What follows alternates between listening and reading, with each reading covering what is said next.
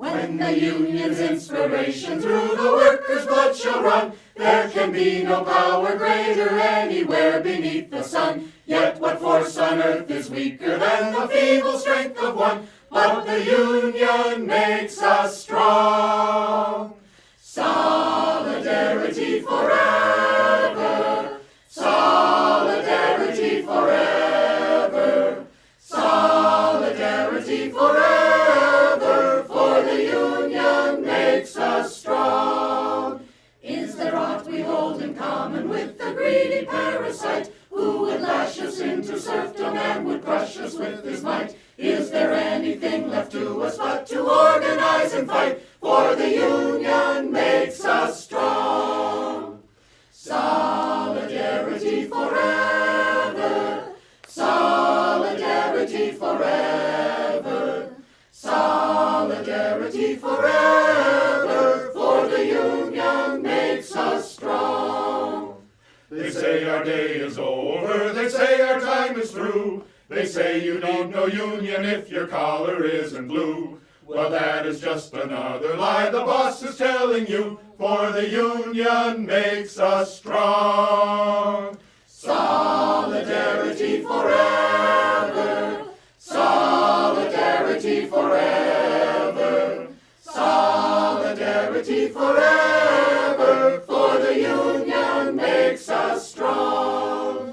They divide us by our color, they divide us by our tongue. They divide us men and women, they divide us old and young. But they'll tremble at our voices when they hear these verses sung. For the union makes us strong.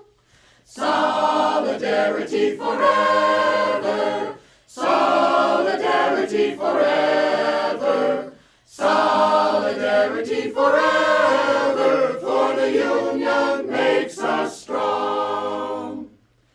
They have taken untold millions that they never toiled to earn. But without our brain and muscle, not a single wheel can turn. We can break their haughty power, gain our freedom when we learn that the union makes us strong. Solidarity forever. Solidarity forever. Solidarity forever. For the union makes us strong. In our hands is placed a power greater than their hoarded gold, greater than the might of armies magnified 1,000-fold. We can bring to birth a new world from the ashes of the old, for the union makes us strong. Solidarity forever. Solidarity forever. Solidarity forever. For the union makes us strong. Solidarity forever. Solidarity forever. Solidarity forever. For the union makes us strong.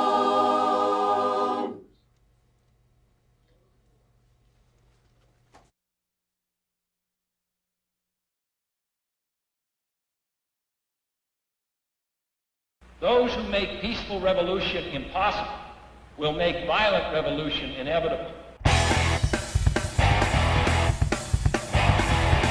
Yes, we have to deny so many claims to meet our shareholders' expectations.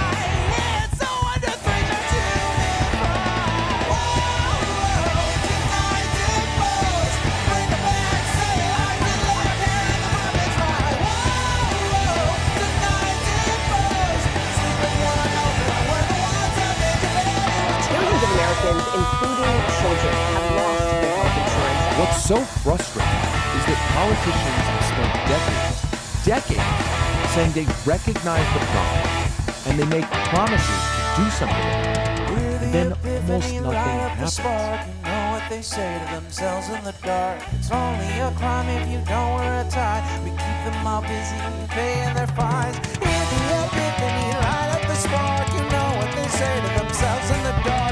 It's only a crime if you don't wear a tie. Seniors are the fastest growing segment of the homeless population. And this is a great thing because it inspires everybody, gets the motivation to look up to the 1% and say,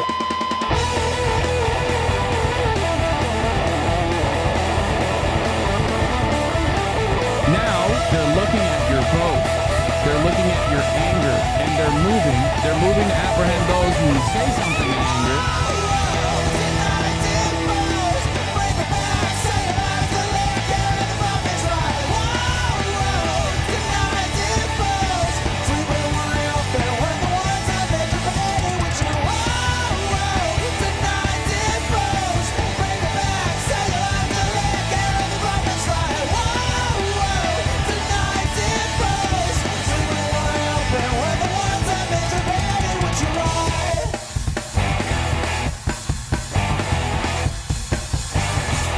Increasingly by choice or by accident, this is the role our nation has taken, the role of those who make peaceful revolution impossible by refusing to give up the privileges and the pleasures that come from the immense profits of overseas investments.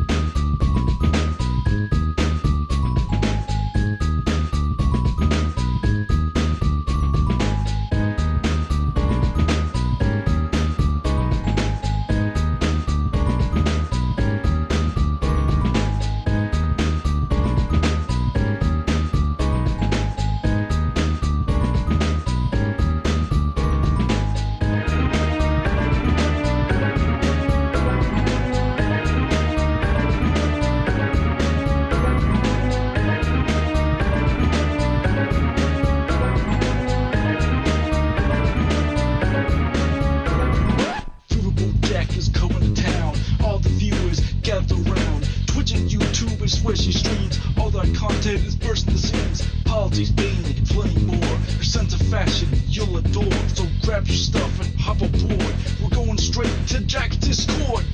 Viva Bojack, Viva Bojack, Viva Bojack, Viva Bojack, Viva Bojack, Viva Bojack, Viva Bojack, Viva Bojack. That's what I'm talking about. First time singing the song, it's for Viva Bojack. Shout out. I don't know what I'm doing really, but I got passion. That's what it's about. It's all about passion.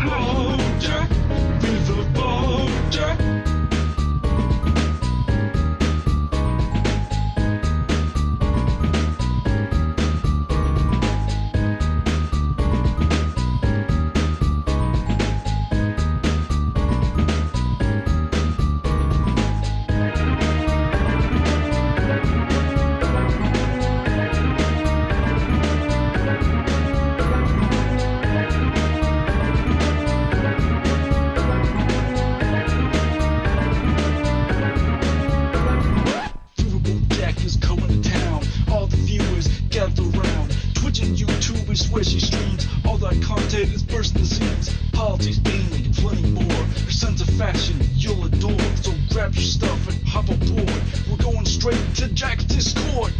Viva Bojack, Viva Bojack, Viva Bojack, Viva Bojack, Viva Bojack, Viva Bojack, Viva Bojack, Viva Bojack, Viva Bojack, Viva Bojack, Viva Bojack, Viva Bojack, Viva Bojack, Viva Bojack, Viva Bojack. Hello, hello, hello. How we doing, folks? Hello to each and every one of you. Hello, Cute Dark Arts. Hello, Zara and Joy. Hello, Sapphire Rose. Hello, Kiva and Defer. Hello, DTH. Hello, Brent A. Hello, Burning Sock. Hello, T Lafe. Hello, Porpoise Queen. Hello, Just to Be Here. Hello, Spot Dogs. Hello, Latzia. Hello, Stop the Stupidity One. Hello, Yannick the Newborg. Hello, Larry Rapshaw. Hello, Ransom Ballard. A lot of you guys have some, like, great sounding names. Hello, Quigley. Hello, Blueberry Bumblebees. Hello, Comrade Girl. Hello. How we all doing, folks? Hello, Twin Tails. Hello. I thank you all for joining me on such a late night. I had to wrap Christmas presents. I have a limited amount of time. Your outfit is amazing. Thank you. I think it is too. I wasn't sure if the strings would permit my chest, and they just barely fit. Hello, Street Cat Munchies. Hello, Marissa. Hello, Walking Neon Carpet. Hello, Mikola Brigida. Hello. How we doing? It laces up. It laces up. I apologize if I fiddle with the laces. It's just it's fun. Hello, Jazz Dog. Hello, Mr. Malachite. Hello, my name is Mud. Hello, Shootbank. Lucky for you, I ain't got shit to do. Hell yeah. Support my content if you ain't got shit to do. Hello, Soul the Witch. Hello, how we doing? She's like a shoe? Nani? I am, I guess. Hello, Empress Eris. Hello. The laces are a stim toy.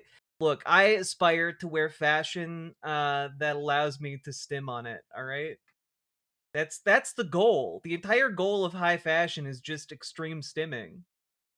Hello, Bastion. Hello, Fox of Fate. Hello, Asuka. Hello, Amber Brains. Hello, Velvet. Hello. How we doing? Hello, Dragonfly. Hello, Salmon Moose. Hello, Sweet Blasphemy. Hello. Remember to like the stream, folks. You know what? Let's do a little early call to action. Like the stream, consider supporting the stream. Subs, donuts, memberships, super chats, etc. Much appreciated. Click the button. Click the goddamn button. Click the button. The jacket was not, in fact, a thrift find. Click the button. Click the button. Click the button. Click the goddamn button. Click the button. Click the button. Click the button. Click the goddamn button. Click the button. Click the button. Click the button. Click the goddamn button. Click the button. Click the button. Click the button. Click the goddamn button. Click the button. Click the button. Click the button. Click the goddamn button. Click the button. Click the button. Click the button. Click the goddamn button. Click button. Click button. Click button. Make it into a fashionable harp, indeed.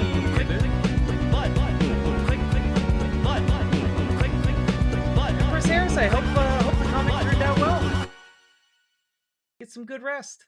Recovering from yelling literally at my insurance company for an hour and a half today. Glad to have something to do while I soothe my throat. I hope the yelling yielded results. Hello, Dustin the Damned. Okay. Y'all ready? Y'all ready? We got content today, folks. We got content today.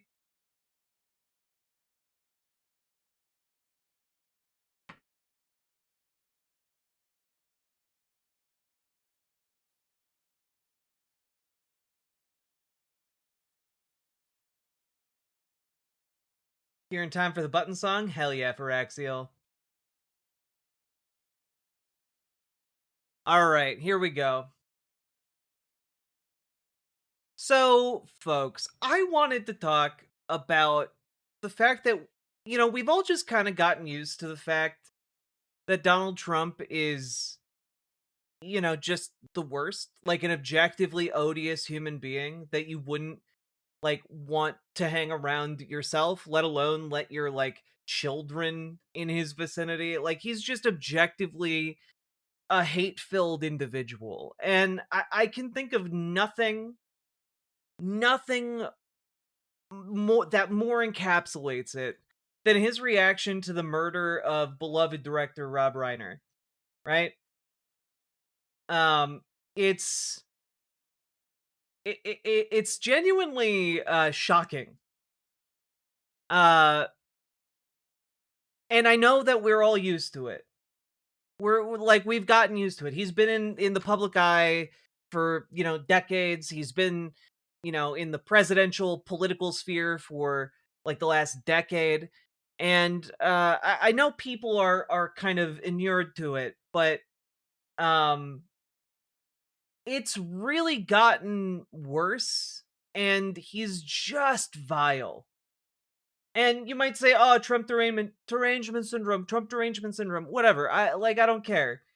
Um, like, this is just a guy. A guy gets murdered allegedly by his own son after they had an argument at a party, and stabbed to death. Numerous stab wounds all over his body. His wife is also stabbed to death, again allegedly by the son. And like, the response the president of the United States has to it is this about the death of the director of, some of the most legendary films in American cinema. A very sad thing happened last night in Hollywood. Rob Reiner, a tortured and struggling but once very talented movie director and comedy star, has passed away together with his wife, Michelle, reportedly due to the anger he caused others through his massive, unyielding, and incurable affliction with a mind-crippling disease known as Trump derangement syndrome, sometimes referred to as TDS.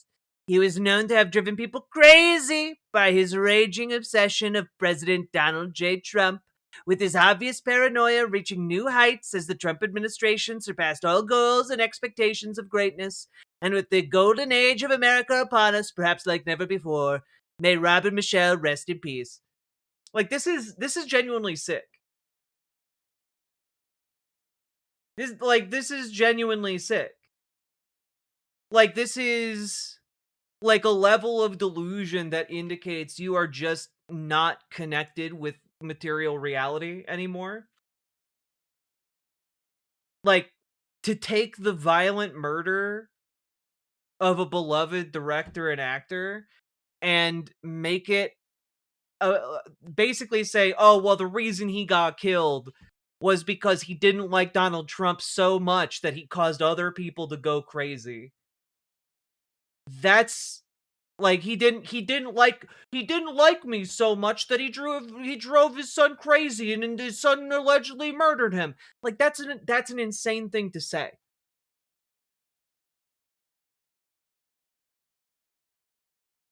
Like,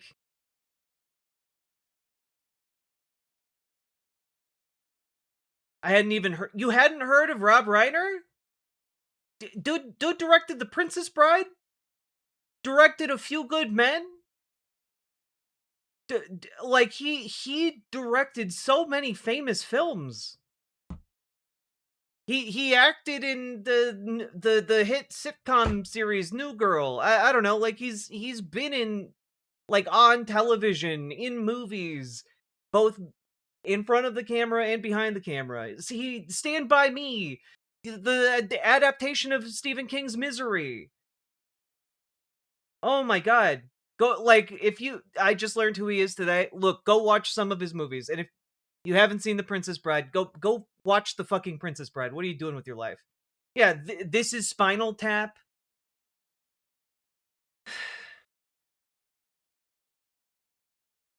This is, I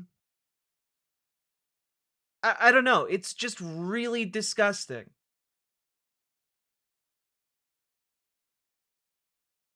Yes, he is the guy who directed Misery.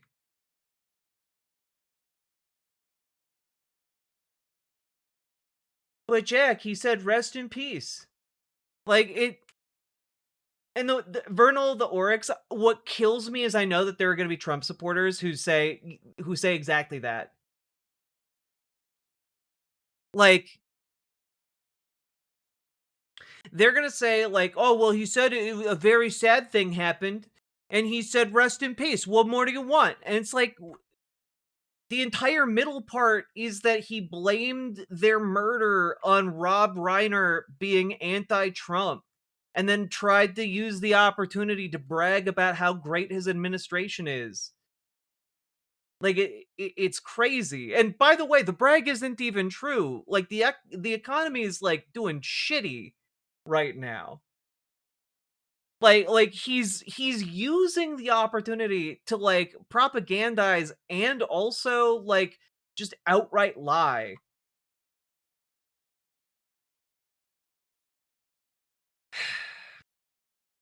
It's so frustrating.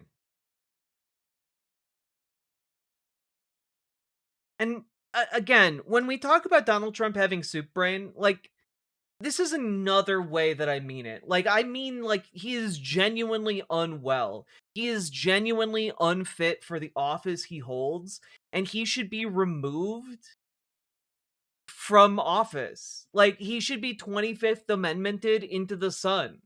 Like, there's no reason this man needs to continue to be in charge. Like, do you trust him with a finger on the nuclear button? No! No, you don't. And if you say you do after reading his, like, incoherent drivel that he posts on social media, like, you're just deluded yourself. Like, this is a dying brain gasping for oxygen, and everyone can see it who is still tethered to reality. Anyway, impeach, remove, etc., etc., etc. I know we're all used to it. I know the likelihood is small, but, like, good God. Just absolutely disgusting. With that being said, please drop a like. Let me know what you think down in the comments. The comments are actually really important for videos doing well in the algorithm. Leave a comment longer than 8 words, I guess. And also hit the subscribe button. We're on our way up to 100K now. Let's go, folks. Let's keep going. And all that being said, check out ImogeneOlivia.com. Gender euphoric lingerie designed from the ground up for trans femmes. We also tested it out with cis men, cis women, non-binary folks. The reviews are stellar. Go check it out. I'm actually wearing it right now. And also, like, just go check it out. Link in the doobly-doo. And with that, let's keep on going, folks. Keep on going.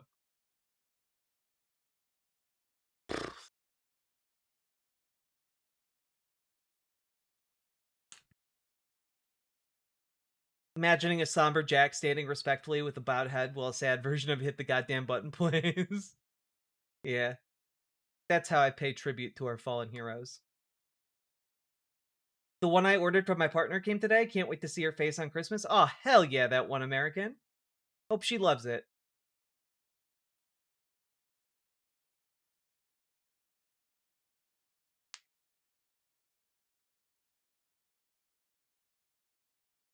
Okay. All right. You guys ready to talk a little bit about Fed posting?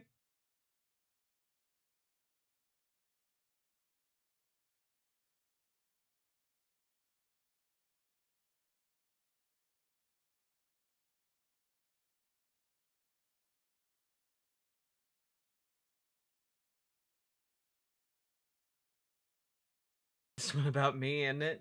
Hope not. No, we're going to be talking about Fed posting. Hello, Nathan.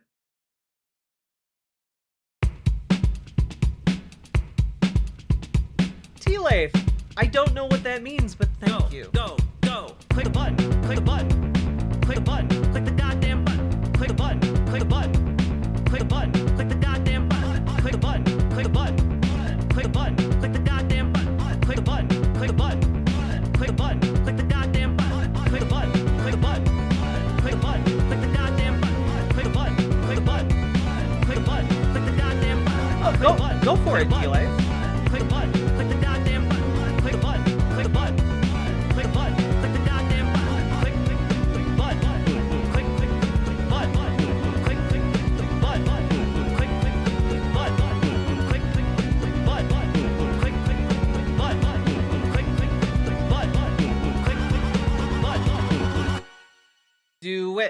Click the button.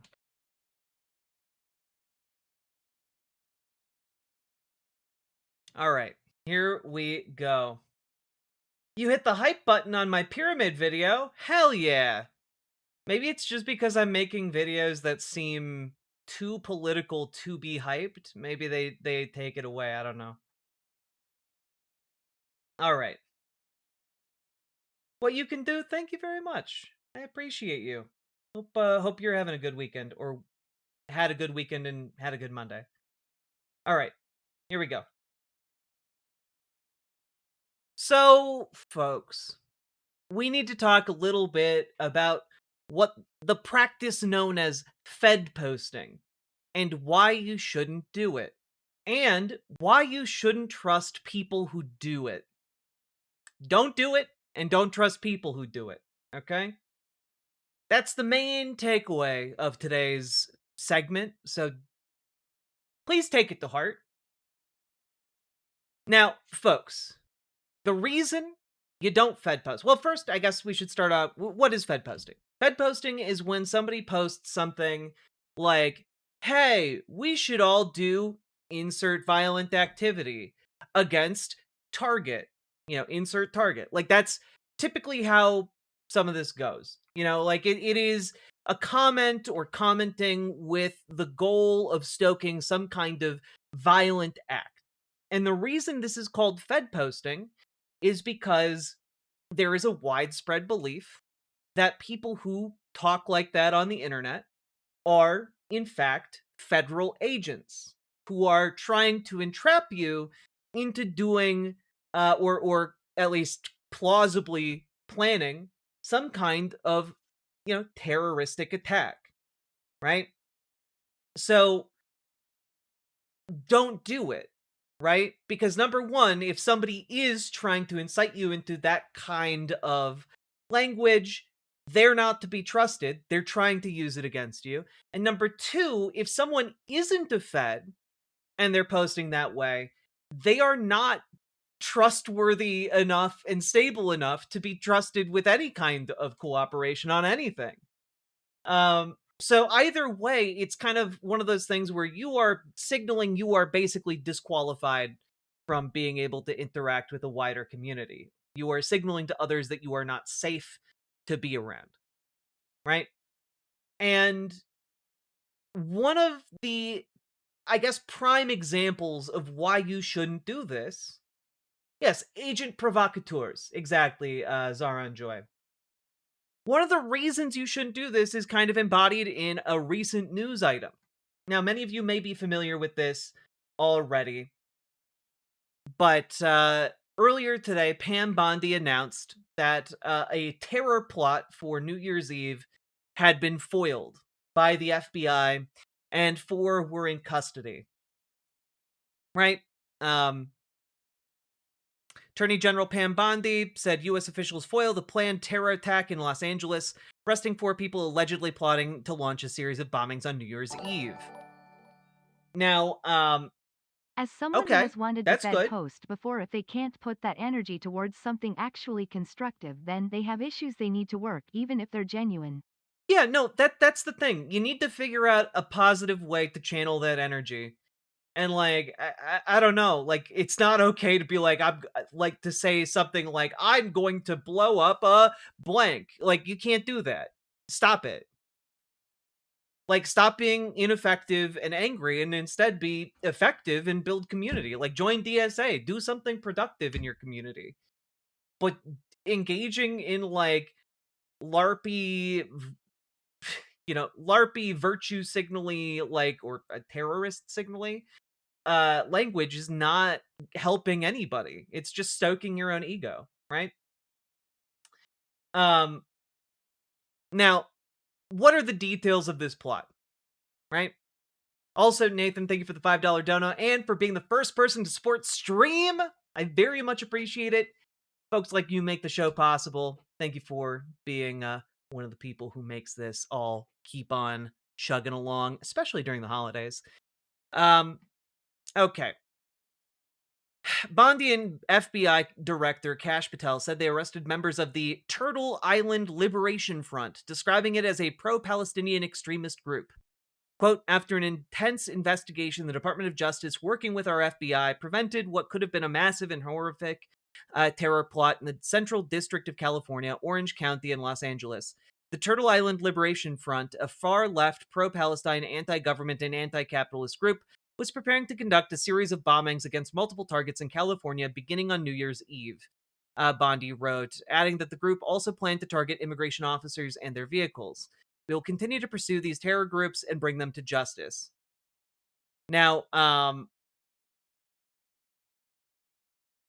the what? The Turtle Island Liberation Front.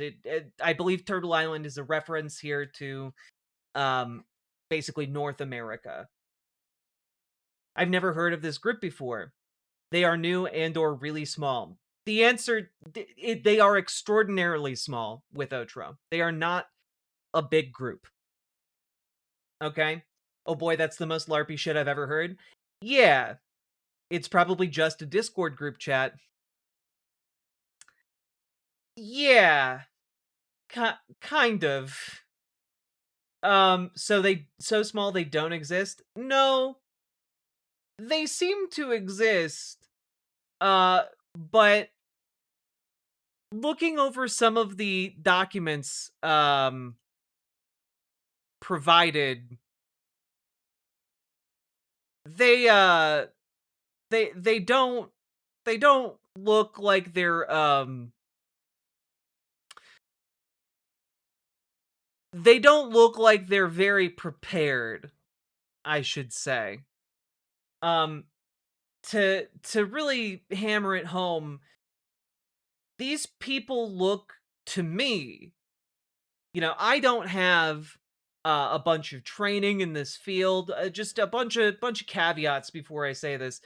I don't have a bunch of training in this field. I don't really know much at all about building explosives or anything like that.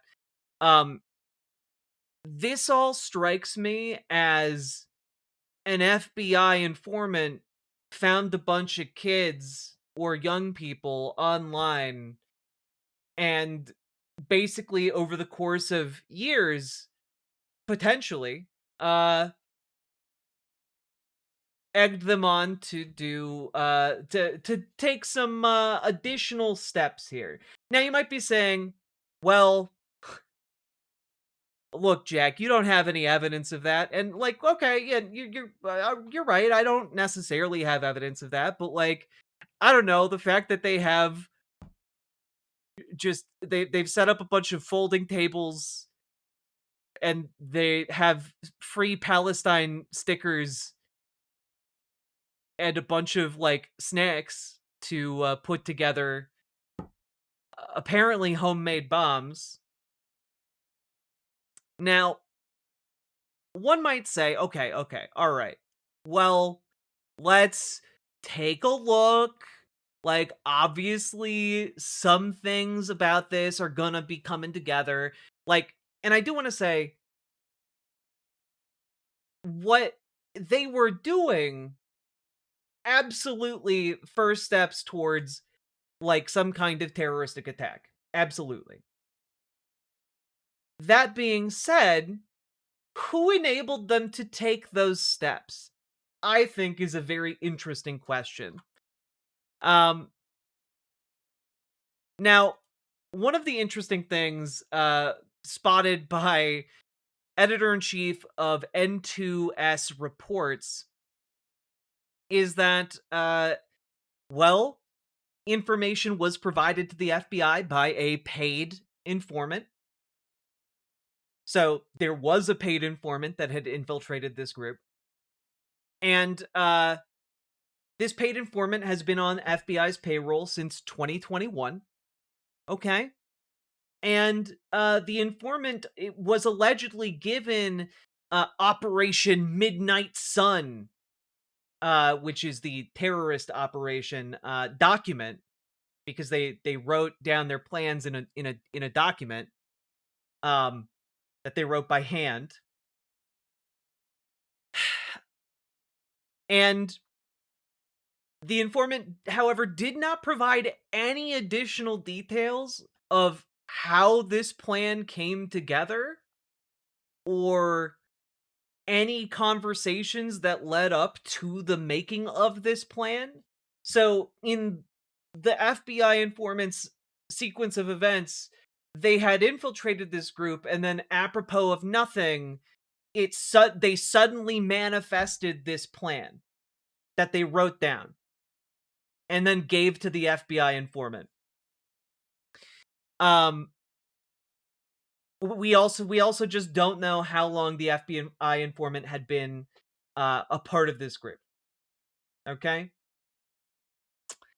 And I also just want to say some of this stuff is,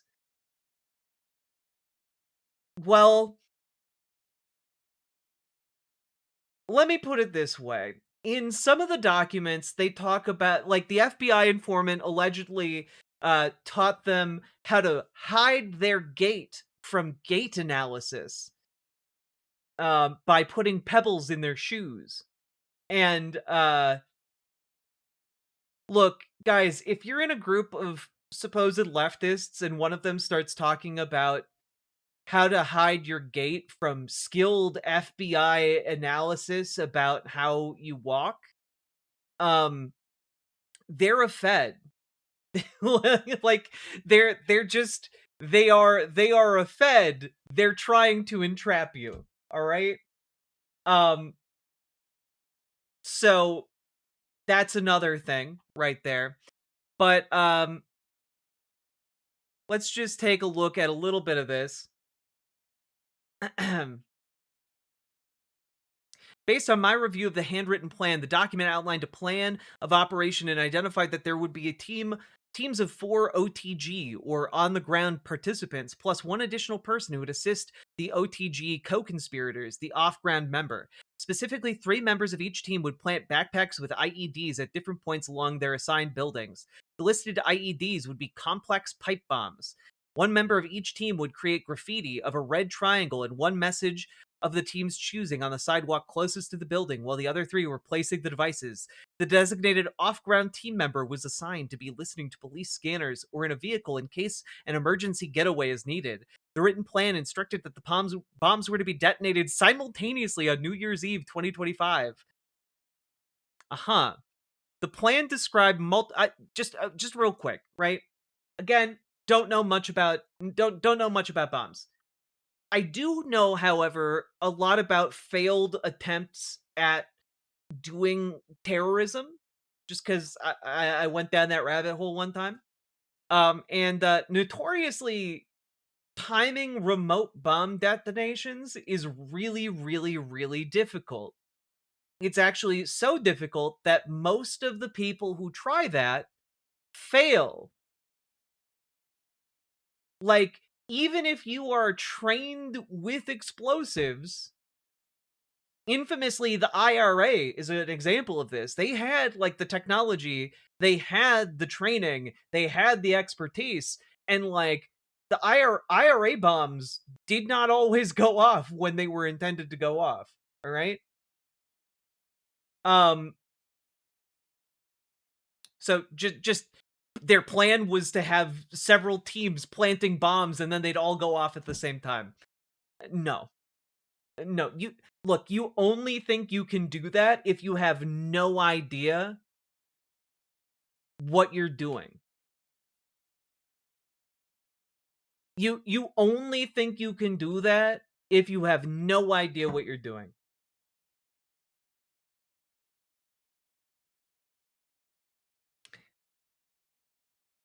The plan described multiple operational security measures the co-conspirators should take to conceal their identities, such as the use of a burner phone that would be disposed of after the bombings by, quote, submerging it in a concrete brick after destroying the SIM and then disposing of the brick in a body of water. This is LARPy bullshit. I'm sorry.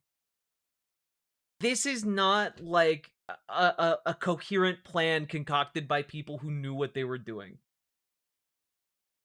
And when I say that, what I'm trying to imply here is that the government deliberately stringed these people along to get them to, like, make themselves criminals.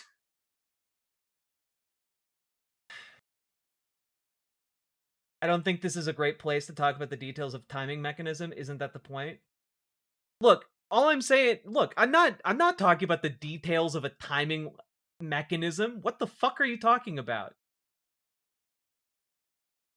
Like, I'm sorry, if I was pulling up diagrams, that would be like verging on TOS. Well, that would be TOS. But I'm not doing that. I'm talking about a very commonly cited cause of failure for terrorist plots. All right? It's a burner phone. You just throw it away. Exactly. Yeah, this is something 14-year-old boys would plan. Yeah.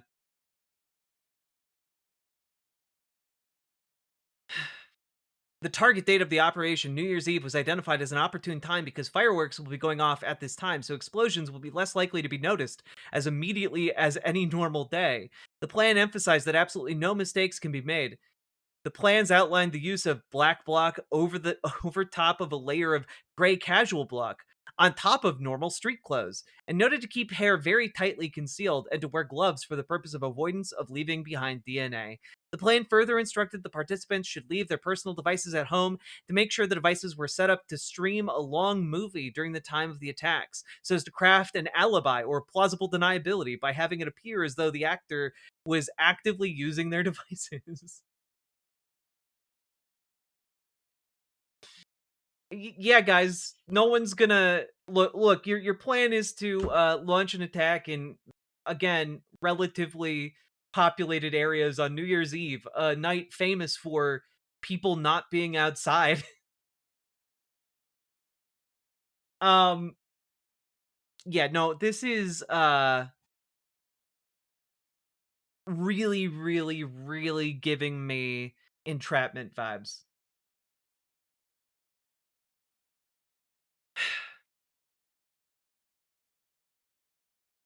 I also just want to say this is part of the indictment. In a direct message between Carol and the CHS, that's the you know, informant, via Signal, on or about the December 10th, 2025, Carol stated, "I kind of had this notebook where I wrote down multiple plans that never happened or got delayed. So it's like my terrorist diary. Lamau, I have to get rid of that." And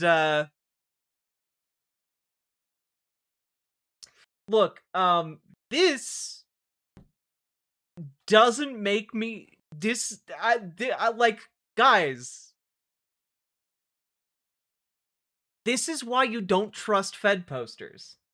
All right? Because they're either a Fed or they're dumb enough to be suckered in by a Fed.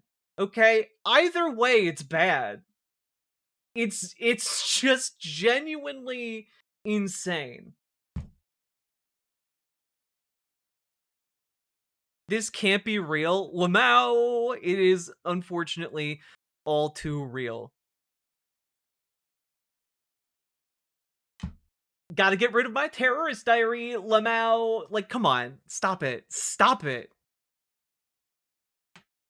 Here's just another part. On December 9th, LAI sent the Black Lotus group chat a picture depicting twine, which had been taken from inside a vehicle, stating she, quote, "found a bunch of these. Sissel, I think. Will that work for what we need?" Paige responded that Paige thought it would, and that they could test it. On December 10th, 2025, at approximately 3:29 p.m., Paige messaged the group stating that 2 of the ingredients were acquired for the recipe. Paige also confirmed the starter was being acquired that evening. "Based on my discussions with FBI agents conducting surveillance, I know that Paige was under FBI surveillance at the approximate time this message was sent, and that agents saw Paige obtaining a package from an Amazon pickup location located in Carson, California at approximately 3:14 p.m., 15 minutes before Paige sent that message." Yeah, no, like they bought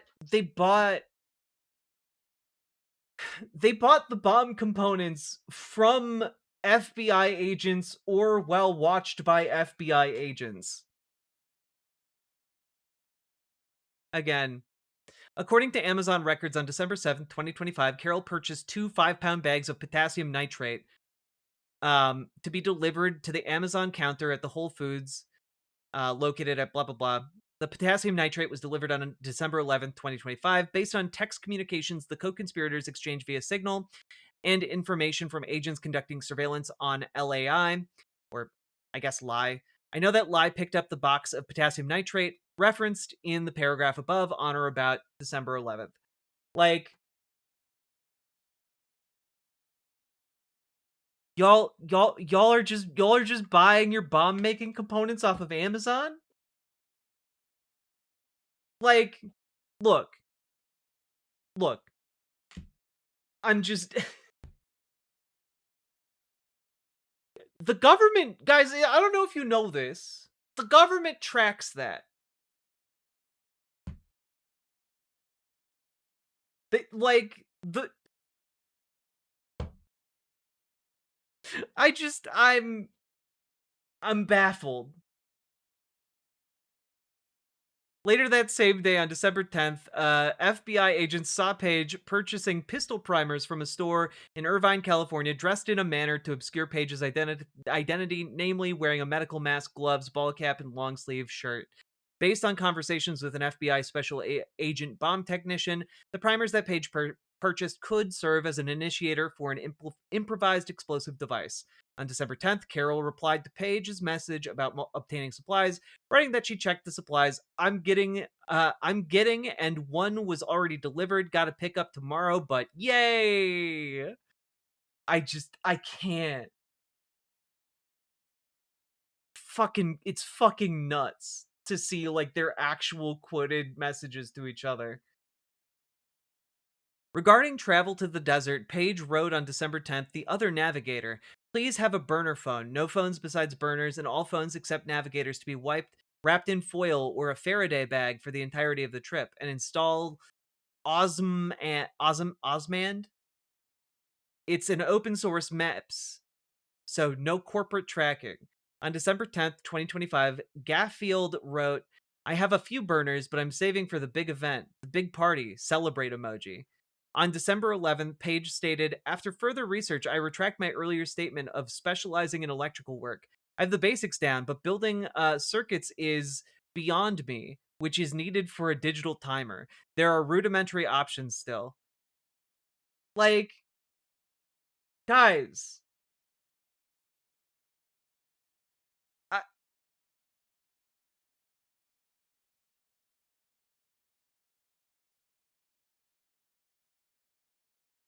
It gets worse. Based on my review of Signal's messages provided by the CHS, conversations with an FBI special agent involved in the debriefing of CHS and UCE, conversations with other law enforcement personnel involved in this investigation, my review of recorded conversations taken from the co-conspirators' vehicles, and my review of surveillance footage taken on December 12th, I know the following.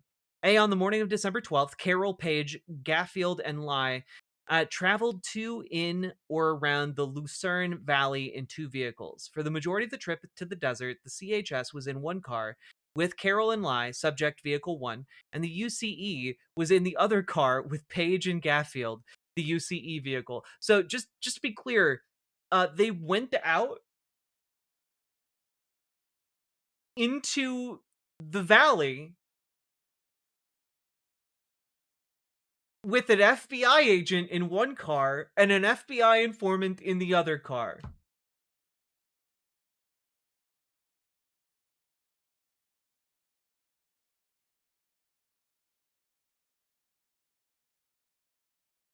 In the UCE vehicle, Page discussed using cigarettes as a delayed fusing device for the explosives once they arrived in the desert. They're... No! Oh, God. They're not dumb enough to do that, are they? I don't know enough of the personal details of the people who are being charged in this case, but this to me reeks of stupid people being entrapped.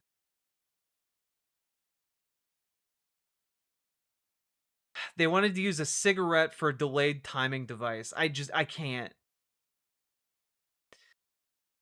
Carol explained to Lai that the day's events were meant as a test run for New Year's Eve bombing plot, which Carol described in detail, stating, "What we're doing will be considered a terrorist act." At approximately 10 a.m., the co-conspirators arrived at the desert and began setting up a campsite, including tents and table. Based on information from UCE and CHS, Carol, Page, and Lai all brought bomb-making components to the campsite, including various sizes of PVC pipes, suspected potassium nitrate charcoal, charcoal powder, sulfur powder, and material to be used as fuses, among others. Some of those bomb-making components are depicted in the photographs below. Based on information from the UCE and CHS, shortly after the co-conspirators began transferring the precursors and other bomb-making components from their vehicles to the campsite, Carol, Page, and Lai began setting up the bomb-making materials on a table. Like,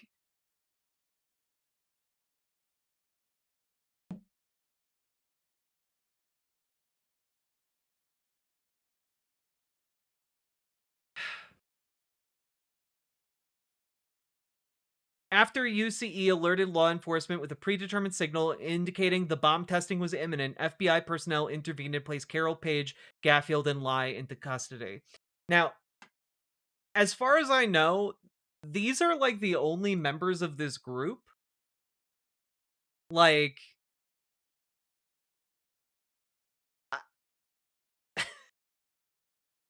like it's not. I just these folks are stupid. Stupid indeed. They were putting together bombs in front of FBI agents. Now, the thing that I think definitely happened, and that the paid informant is omitting, is that I think that there was an awful lot of being led along toward this plan of action.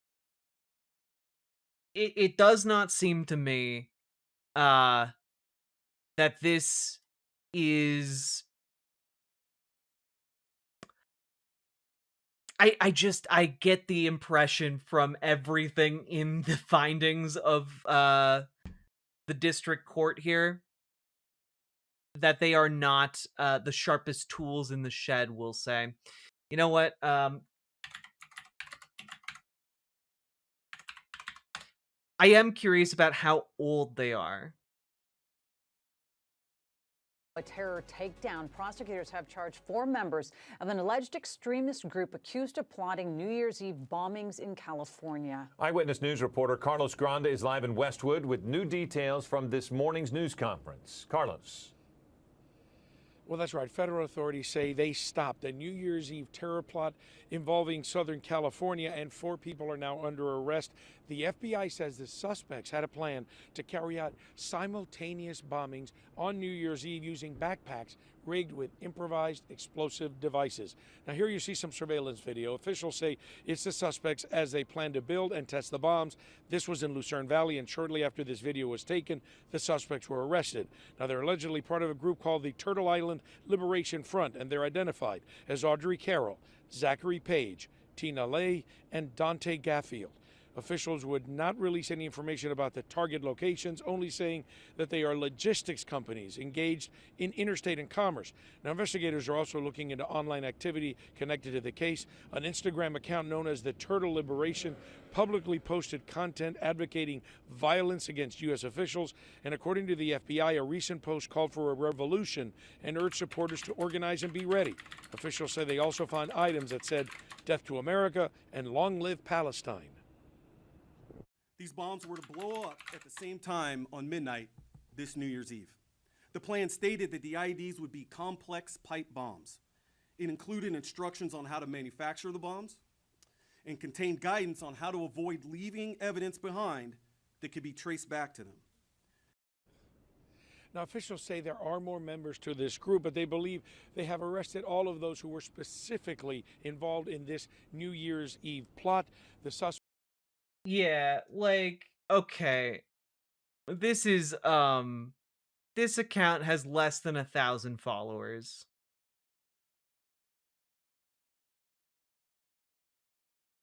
Like, I'm real sorry here, but this is... I'm gonna tell you exactly what happened here, alright? There are two possibilities the way I see it. Possibility number one, these people are young, impressionable, and were manipulated into doing this. Number two, a bunch of people who all it took was flattering their sensibilities and giving them a push. Like, that's... There are some people on the left who have a gigantic ego and who only care about the virtue signaling, and they do not care about actually doing things or actually that are actually effective. What they want to be is heroes. And like, all it takes is an FBI agent who is trying to, you know, make a name for themselves to infiltrate that group and start like feeding actionable information like how to build explosives, or hey, I know a great place to target, or hey, this would look, we should be getting more violent in our rhetoric, and like pushing the group and pushing the group and pushing the group until suddenly they do or begin attempting to pull off some kind of attack. Right? This is a pretty common FBI tactic.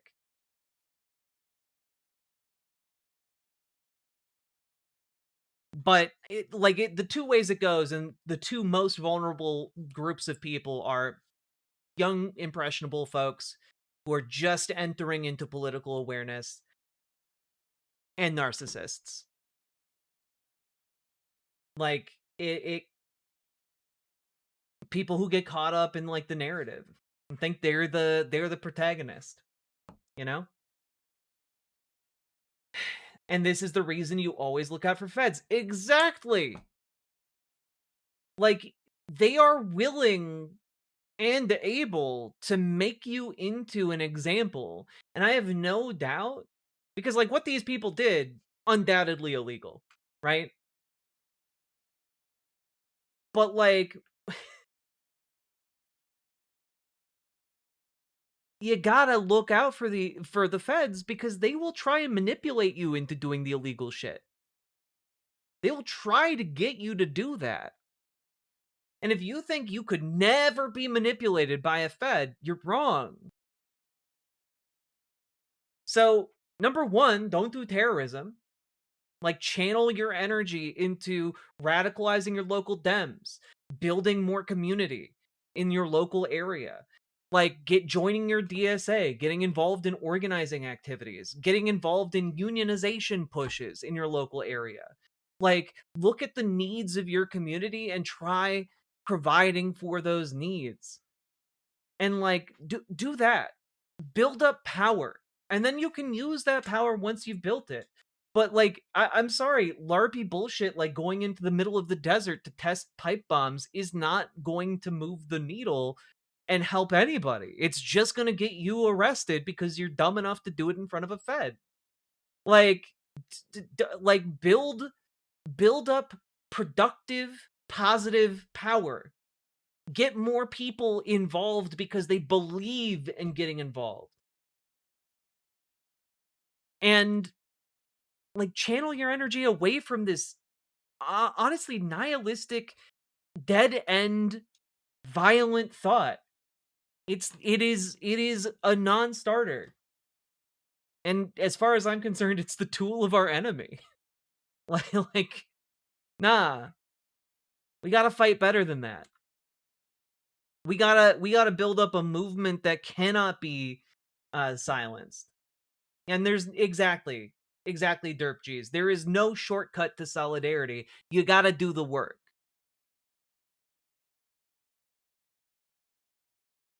So please, for the love of God, join your local Dems to radicalize them. Join your local DSA to make them more effective. You can join our Discord. There should be a link down in the description, or you can use !Discord in the chats. But join our Discord. Reach out to Dragonfly for help joining your local Dems and for assistance in radicalizing them. Dragonfly's been doing that work for a while now, and it's been yielding actual results. And if you need help joining your local DSA or forming a new chapter of DSA, reach out to GamerG in the Discord, because she's also more than happy to get you involved and help you figure out how to organize and turn your local politics into something productive that actually works for you and your community. Right? We need to be not just knowing what the correct thing to do is, but we need to actively be pursuing that better world. It's not enough to just know that a better world is possible. We must actively pursue it. And so, all that being said, oh god, they were 24, 30, 32, and 41. Well, I guess, some people never grow out of stupid. So they were the brainless, gullible, and easily flattered types, I see. Jesus. Hello, fellow socialists. I am Jim Squarejaw and I'm excited to infiltrate. I mean join this community and help foster the revolution. If you could show me to the explosives room, that would be swell. Oh, I don't care for this addition to the Riverboat Jack extended universe. But Paladin, thank you for the $10 dono. Also, there is no explosives room, just to be clear. All that being said, yeah, be better than this, and seek out how you can organize in your local community. All that being said, yeah, point me to the Red Barrel room. Every complex has one.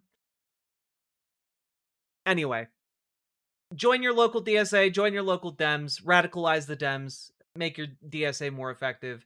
And also, remember to drop a like on the video, leave a comment, let me know what you think down in the comments. Apparently comments of 8 words or more are valued more by the algorithm. I don't know. Do the things. And also, please consider dropping those subs, donos, memberships, super chats. Thank you, Patrick Lucas, for the gifted membership. You and folks like you are what make this show possible to do in the first place, and I really, really appreciate you. All that being said, also check out ImogeneOlivia.com. Gender euphoric lingerie designed from the ground up for trans femmes. We also tested it with cis men, cis women, non-binary folks. Rave reviews all around. Check it out. Link should be down in the doobly-doo. And let's keep on going.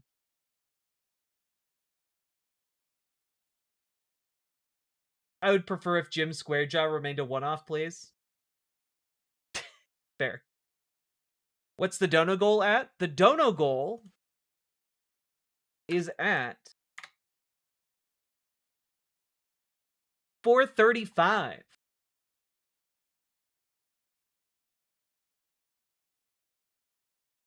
Happy Monday, Monica G.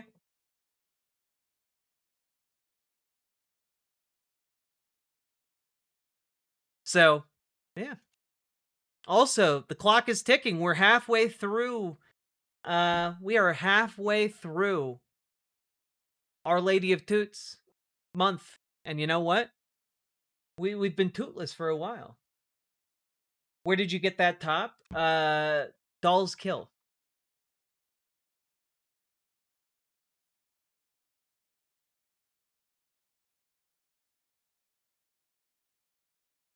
Let's go, Tootin' time?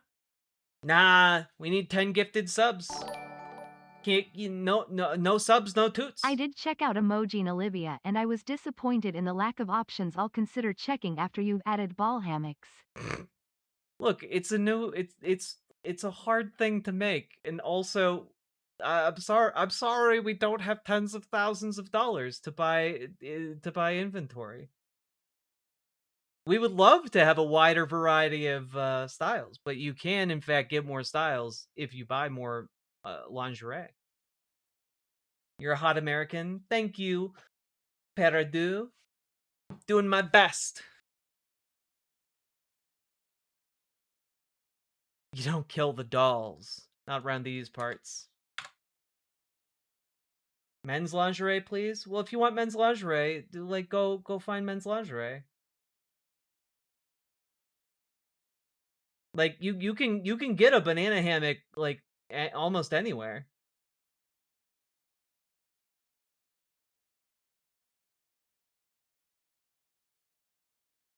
Still trying to decide if I'm doing 50 or 100 for the Omega Toot.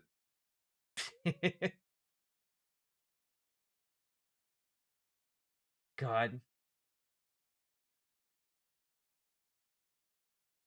You know what? Fair. Yeah, exactly. Not a whole lot of things for you know, banana hammocks. Not a whole lot of things for trans femmes, you know?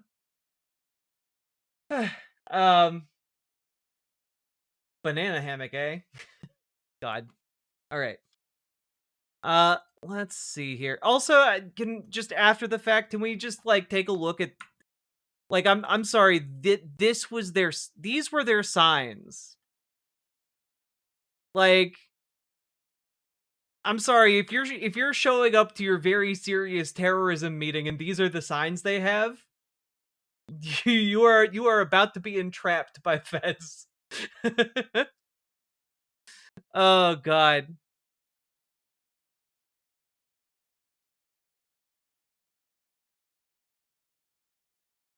Nope.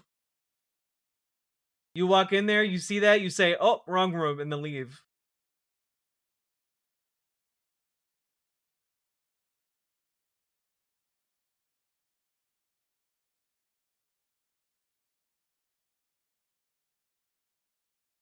Also, just look, I know making signs is hard, right? Like, I'm not a very artistic individual.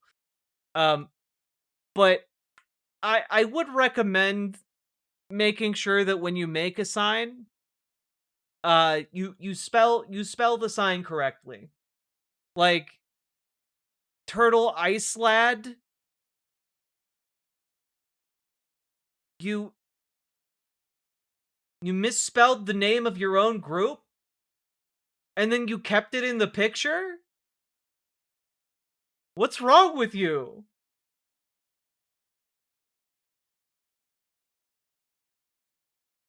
I'm just saying, like, god damn. Oh, these people are not that bright, huh? No, they weren't.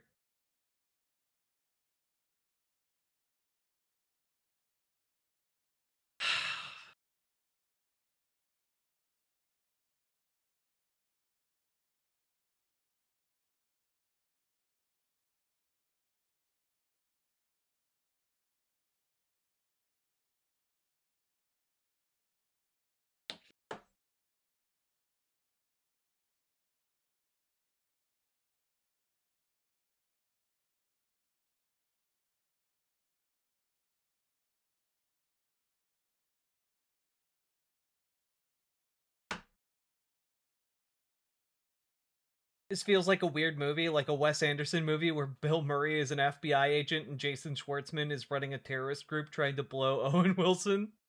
But blow up Owen Wilson. Blow up. God. I know there's no spell check for posters, but you know what? When you fuck it up, it's like, either fix it good or make a new one.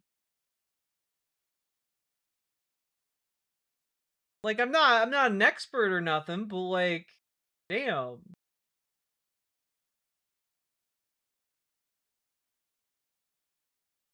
Blow.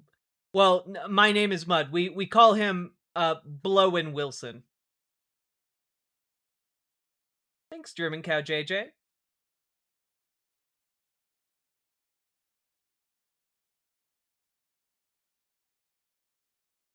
Just reading the BBC article about this, it's clear they also think it's BS. Yeah, like, to the extent there's any truth about the claims whatsoever, it's it's clear to me that the FBI put him up to it.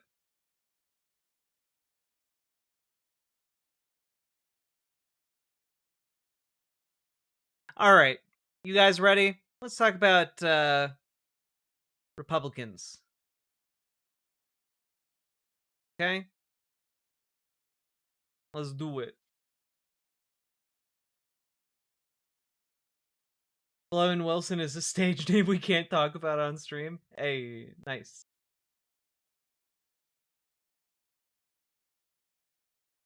Publicans. Let's see.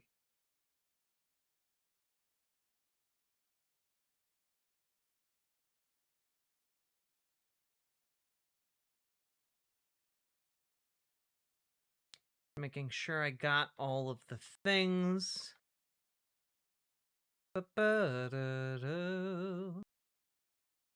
Ba-da-ba-bum-bum-bum. Ba-ba-da-bum-bum-ba. Ba-da-da-da-ba-ba. Ba-ba-ba-bum-ba-ba. Ba-ba-ba-da-da-da-ba-ba. Ba-da-ba-da-bum-bum-bum.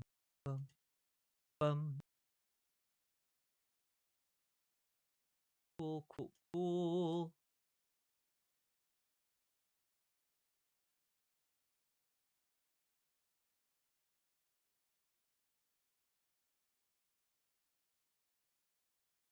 Just put finishing touches here on an AI segment I've got coming up. Oh god. All right. Yeah.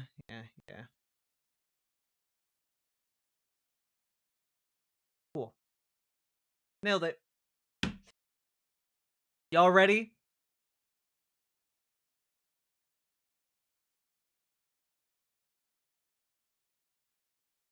Left is best? Hell yeah.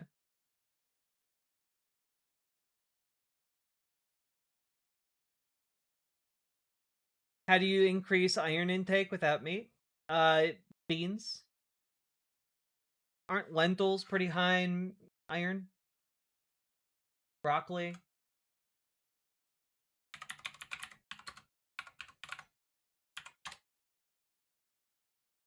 Yeah, spinach, kale.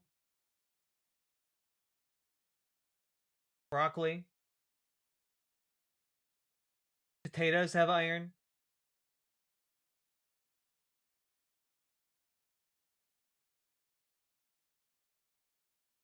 Damn it, I ran to type spinach.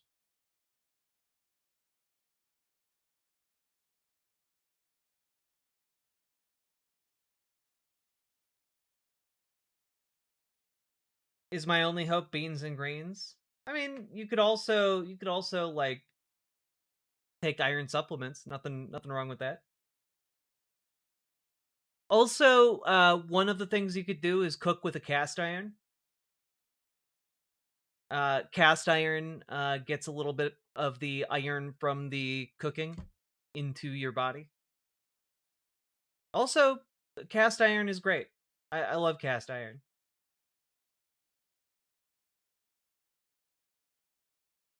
Beans, greens, potatoes, tomatoes, you need it!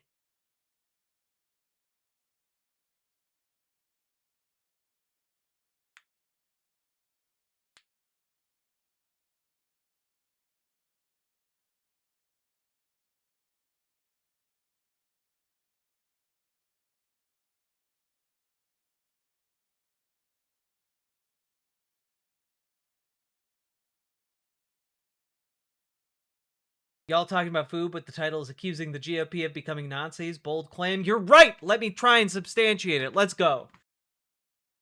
Y'all ready for this? You guys ready for the segment? Here I am being derailed by talk of cooking and various delectable endeavors. I can tell you were born a man. Well, what a coincidence. I can tell you were born a bitch. Let's go! Alright, here we go. So, folks, let's talk about it. The big elephant in the room, the GOP. What do we all know about it?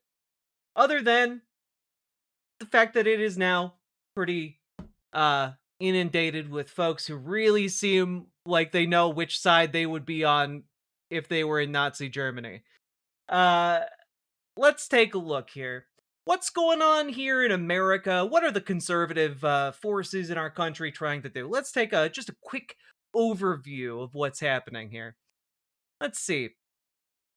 Oh, so Australian hero took gun off shooter. Terror attack Sydney, at least 10 dead. Australian hero took down gunman. That did happen. Guy, genuine hero.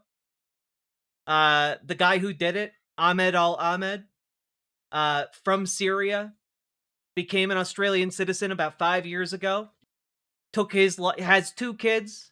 Took his life into his own hands and wrestled a gun from one of the shooters during one of the largest terrorist attacks Australia has endured in a very long time.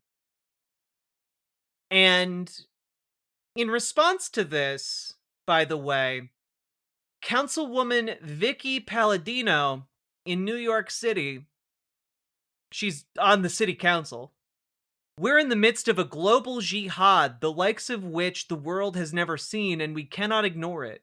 We need to take very seriously the need to begin the expulsion of Muslims from Western nations, or at the very least, the severe sanction of them within Western borders. The administration needs to begin developing a formal legal framework for the denaturalization process and get it over with before we end up with another 9/11 or worse. Enough is enough.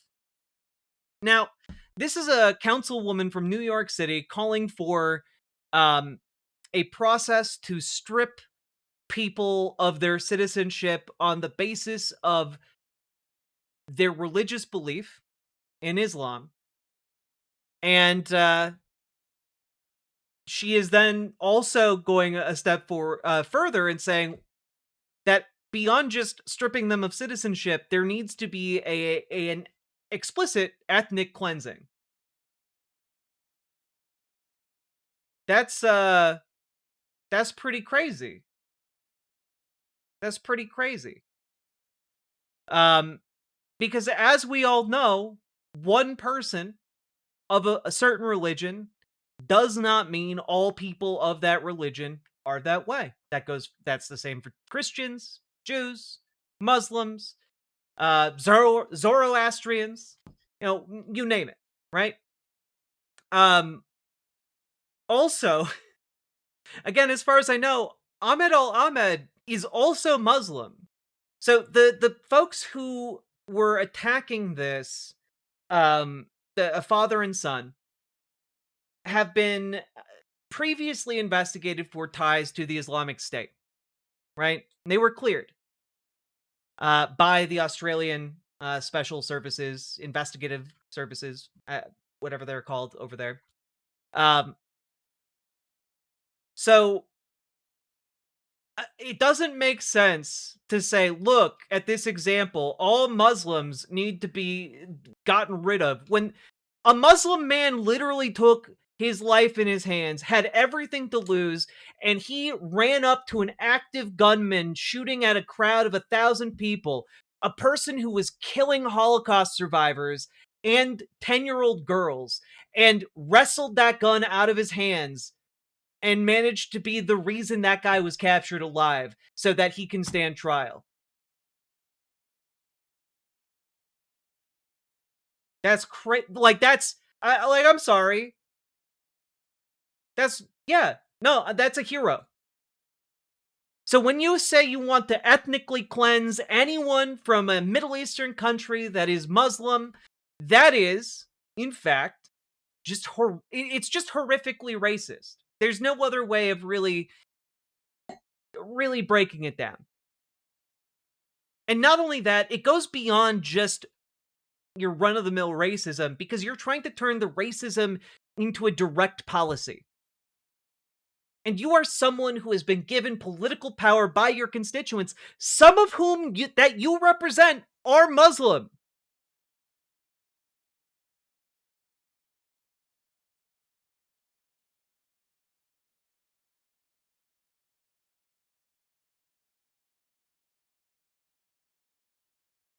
You're right. You know, you're right. None of your business, broski. You're right. It is racism, but perhaps not Nazism. That's true. That's true. But let's not pretend a large part of Nazism wasn't deeply rooted in racism.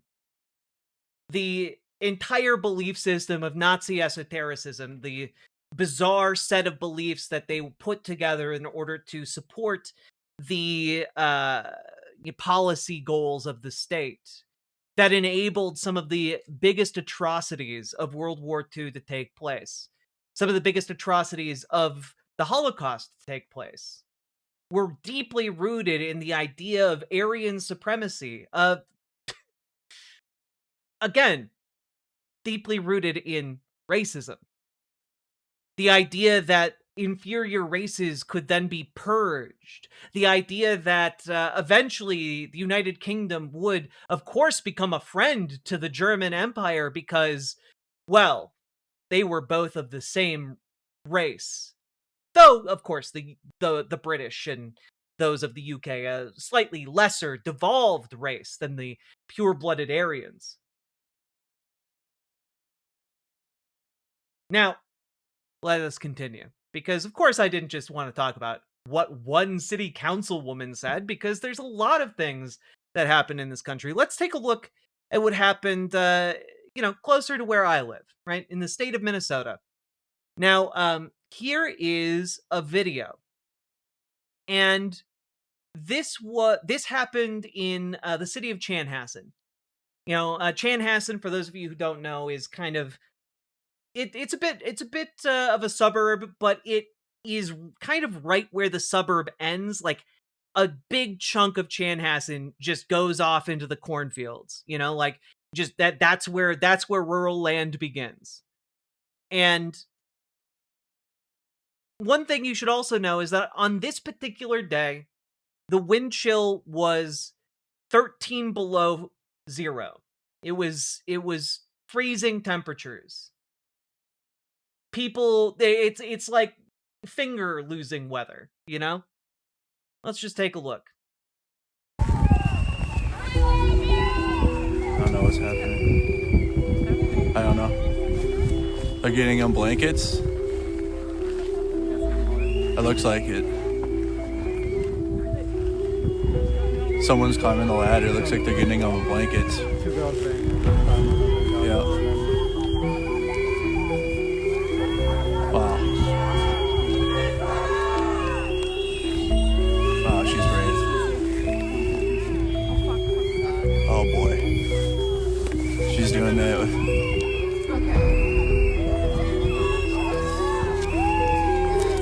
So they're getting Markov's blankets and...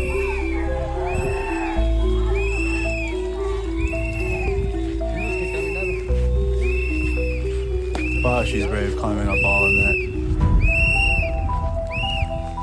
She's getting to the top.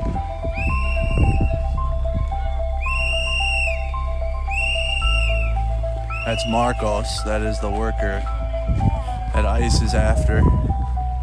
They just got him a blanket and a bag of stuff.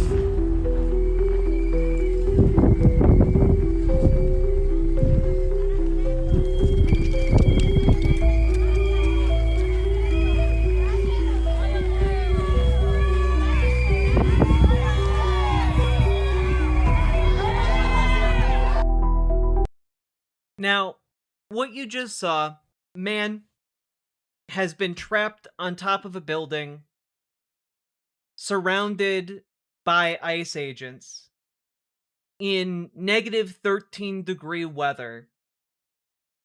And I want to remind you guys, these are masked men, unidentified largely, and they kept that man up there. They kept that man up there for hours. Hours.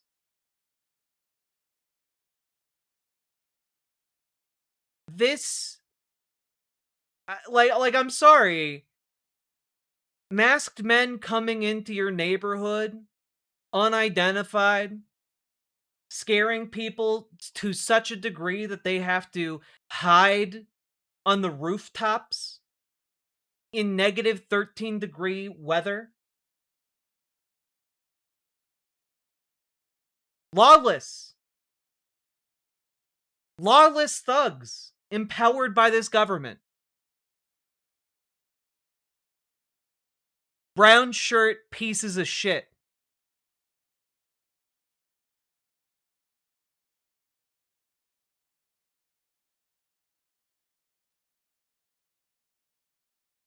And you know, it's not just there.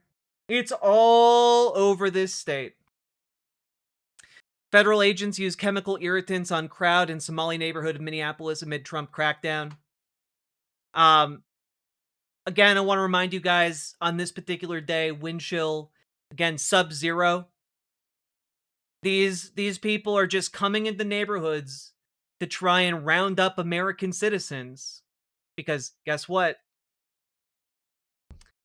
The overwhelming majority, I believe the percentage might even be over 90% of Somali residents here in Minnesota, especially in Minneapolis, are U.S. citizens. Overwhelming. Not sure about the accuracy of this, but I heard some of the ICE raids were being done in coordination with BlackRock to affect property prices, specifically Midway Blitz. Midway Blitz, yes, we can talk about that on another time. There is some evidence of that. Or at the very least, cooperating with local landlords, trying to evict tenants. But again, they will just show up and rough up Somali residents here in the state. And you know what? If they can't find the Somali-looking individuals that they're looking for, and again, they're just looking for people who look Somali, then they go after anyone who looks Latino. That's it. You know? And, what they're doing is instituting a terror regime.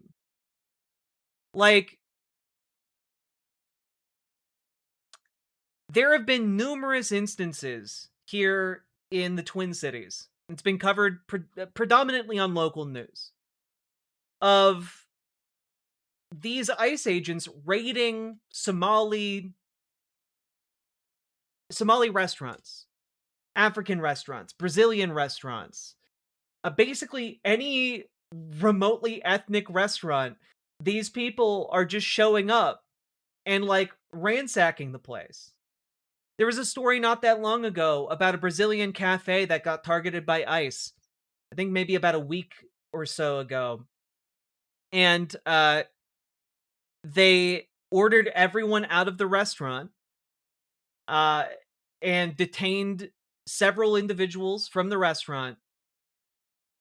Everyone in there, an American citizen. People who came by after, or observers after the fact, found that the door was unlocked, open, the place completely deserted, money was still on the counter. People had left their belongings because they had been, terrified of ICE.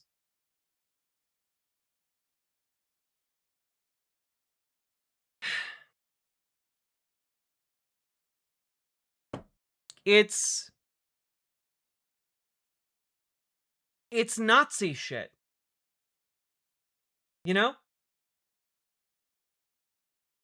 And, I mean, guys, one of the bigger stories from around here is from a Somali man who we'll call Mr. Mubashir, right? Here is Aaron Reichlin Melnick, who I would recommend following. He's a prominent immigration lawyer. Wow, Mr. Mubashir told local news that DHS officers outright refused to check his real ID to verify his legal status, and instead handcuffed him and dragged him down to the local ICE processing office so they could fingerprint him and run him through their systems instead. Mubashir said he was in the car with officers for about 20 minutes, asking them repeatedly if he could show them his ID. They refused, he said. Officers asked if they could take a picture of him to check if he was a U.S. citizen.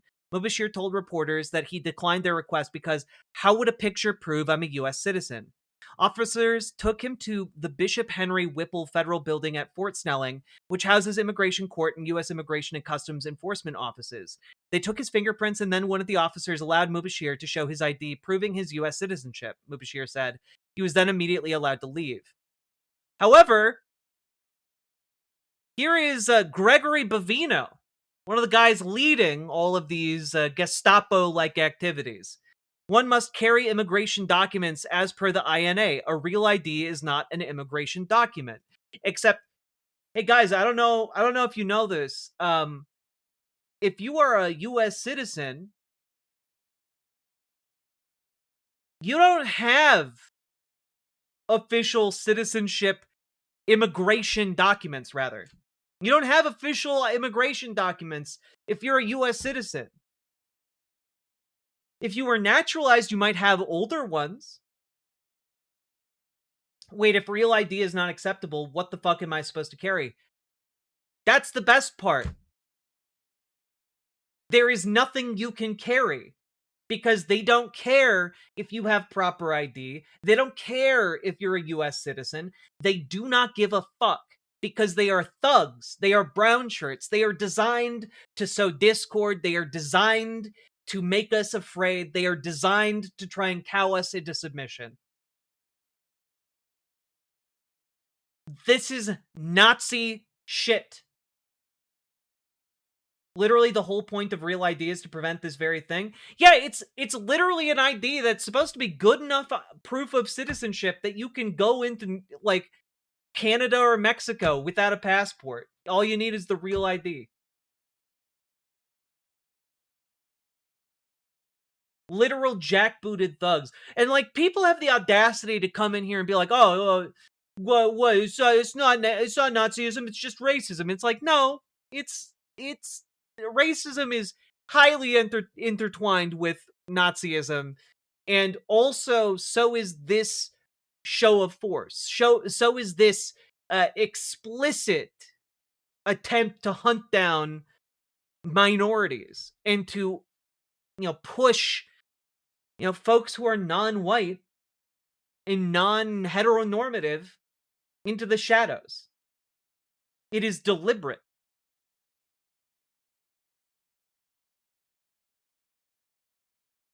And guys...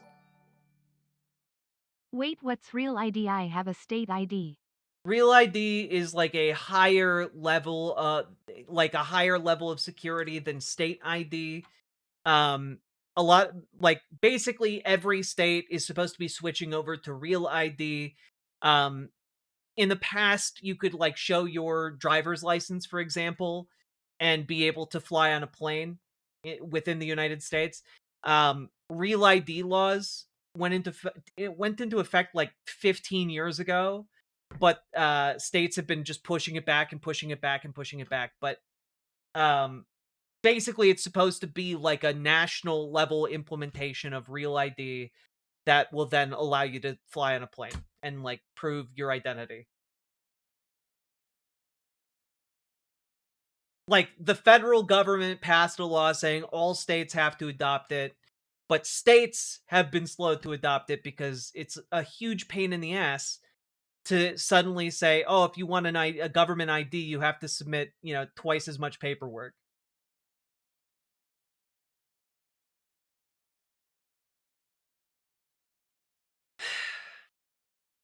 So a national ID instead of state? No, it's still a state ID, but it's done in accordance with a federal set of regulations so that, look, you guys can look it up. It's a thing. All right. Now, one of the things I want to talk about is that Republicans think you are stupid as fuck. Right? They think you are stupid as fuck, and they will talk about it openly. Like, it's not a secret. Like, when the Republican thought leaders get together and they talk about, average Republicans, they think you're a moron. Here's Christopher Rufo, and if you don't know the name Christopher Rufo, you are definitely familiar with his work, okay? He's the guy who came up with, he's basically like a think tank, one-man think tank for the Republican Party. He came up with critical race theory as a talking point. He came up with the trans kids in sports as a talking point in the Republican Party. He's like the guy who mainstreams a ton of horrible rhetoric into the public sphere, right? And that's basically his job. And here he is, just a handful of days ago. The right's media apparatus is how the right teaches its followers how to think, and is currently getting consumed by conspiracy, psychodrama, and tabloid conflicts. If left unchecked, it will turn the audience into the equivalent of a third world click farm. Because again, you can't escape, like these people are just, one, horrifically racist, and two, think that their followers are the dumbest motherfuckers on the planet. Right? And all of that is by design. Like, Christopher Rufo is pointing out, like, oh man, there's a bunch of psychodrama and tabloid conflicts and conspiracy. But like, that is what happens when the Republican Party collapses into Nazism. Nazism is a rejection of empirical analysis. It is a rejection of, like, the idea that, like, you can objectively know anything. It's all vibes. It's the vibes economy. It's the vibes morality. It's all just vibes and whatever the Führer says. Right? And it all keeps coming back to the fact that, like, well, I don't know how to say this, but the government is just lying. Like, when we have a government that has rejected empirical truth as a concept,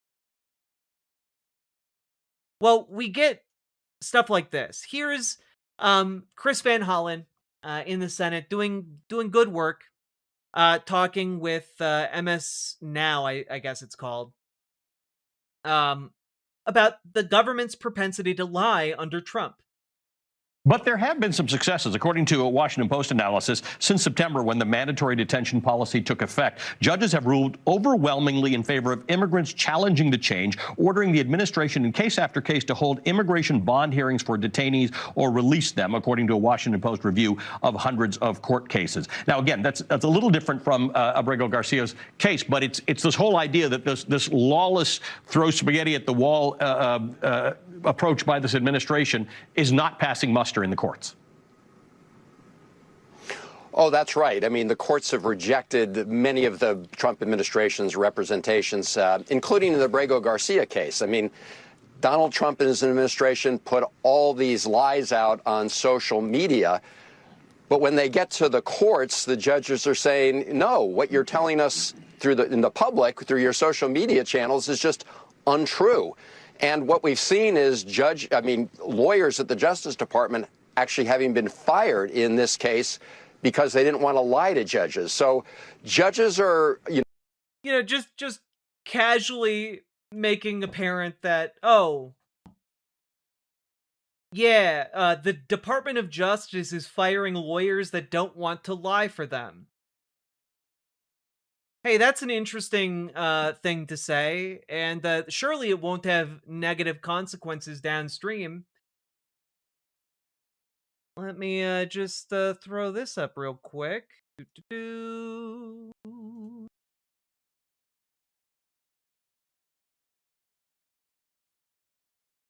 Oh, the Los Angeles Times. Investigation. Ex-Trump DOJ lawyers say fraudulent UC anti-Semitism probes led them to quit. 9 former DOJ attorneys investigating UC anti-Semitism told the Times they felt pressured to conclude that campuses had violated the civil rights of Jewish students and staff. The attorneys resigned during the course of their UC assignments, some concerned that they were being asked to violate ethical standards, i.e. lie. UC says it's open to talks with the Trump administration to protect $17.5 billion in federal funding. This is just straight up taking a page out of the Nazi playbook. You bring these institutions to heel, or you slash their funding. You make them fire everybody. You decimate their ability to continue to function. Because you don't, at the end of the day, need them. You don't need them to function, because if you're a fascist, you don't actually want an educated population anyway. And so, in fact, it is in your best interest as a fascist movement to just break them. Get your lawyers to lie for you. Break the educational institutions.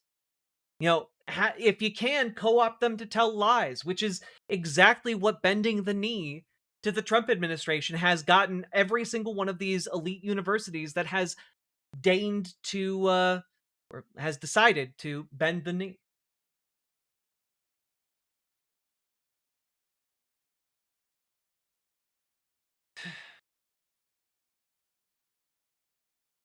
They are trying to break our entire system. Now, you might be saying, well, okay, but like, surely young Republicans like are up in arms about this. They're being told they're morons. Their educational futures are being destroyed. Surely they might be waking up to what is happening. Except actually the opposite. New York Young Republican Club Gala draws white nationalist far-right Germans as elected officials skip out. Now, guys, I don't know about you, but what do you call a white nationalist German? I feel like there's a name, like some kind of organizing group one might belong to if you are, you know, a German white nationalist. I don't know. Let's take a look here.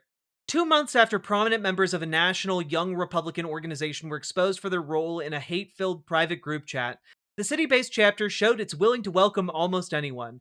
Inside Cipriani Wall Street, a lavish event space in the financial district amid the sea of tuxedos and ball gowns, was white nationalist leader Jared Taylor. Across the room sat Empath Chan, an influencer who went viral recently for wearing blackface on Halloween. And appearing on stage was Markus Frohnmayer, a far-right German politician whose political party the club had cheered with a German-language phrase popularized by the Nazis. At least 19 other members of the Alternative for Germany, AfD party, joined him. Republicans are just Nazis, guys. Like, the modern political evolution of mainstream conservatism is just Nazism. That's it.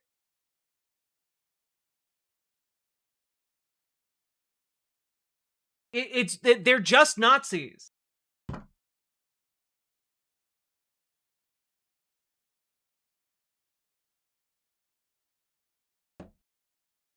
They're just Nazis.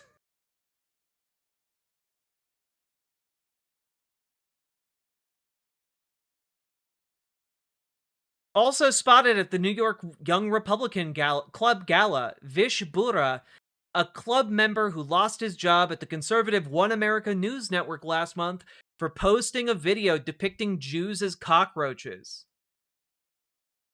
Because they're Nazis. Like, they are just straight up fucking Nazis.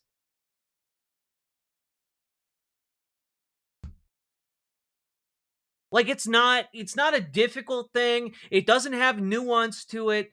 No, they're just Nazis.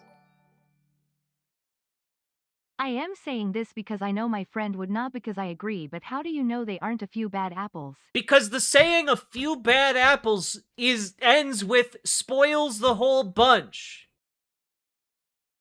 Like, that's one of the things there.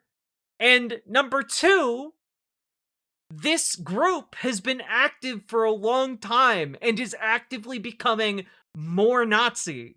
The main disagreement right now among the conservative movement is not on any policy. It's not on anything, really. It is simply about whether or not, honestly, it's right now, it's all about whether or not Charlie Kirk was assassinated by, a coalition of France, Egypt, and Israel, I guess. That's one of the main questions the online right is interested in asking. But, at the heart of it is, which way does the Republican movement go? Does it go in the Candace Owens direction, which is just the embracing and a normalization of virulent anti-Semitism? Or does it go in more of the, I guess, who represents it now? I don't know, the Ben Shapiro direction of oh, well, we're still gonna full-throatedly support Israel, and we still hate all the same people, but Jews are okay. It's really just, the main issue of the current Republican moment is, hey, do we add Jews to the list of minorities that we openly despise? Alongside trans people and other LGBTQ people. Right? So that's really the main disagreement at the moment. But of course, it continues going on. Just 8 weeks after this City Club's statewide counterpart was dismantled by the New York State GOP, the city-based club showed on Saturday night how a young Republican organization can throw a party. Its 113th annual gala came as local chapters are still reeling from the racist and anti-Semitic "I love Hitler" chat, and as the GOP faces a larger reckoning over whether anti-Jewish voices have space within the party. I mean, this is why Nick Fuentes is being talked about with Piers Morgan, and I've been meaning to cover this interview for a while, and we're not going to do it right now.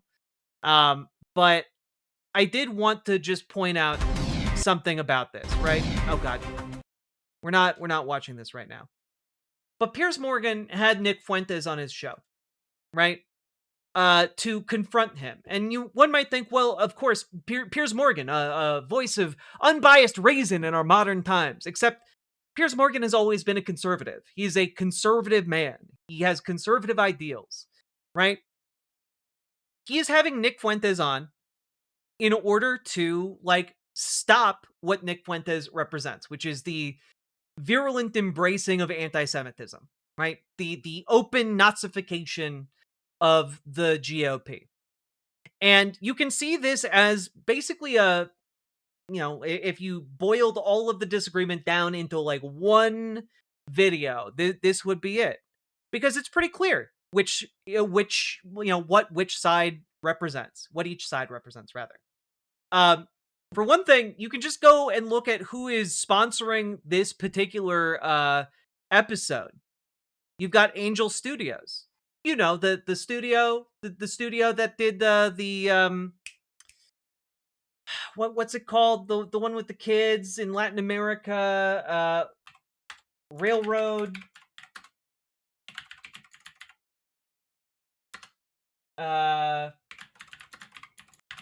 God, is it Sound of Freedom?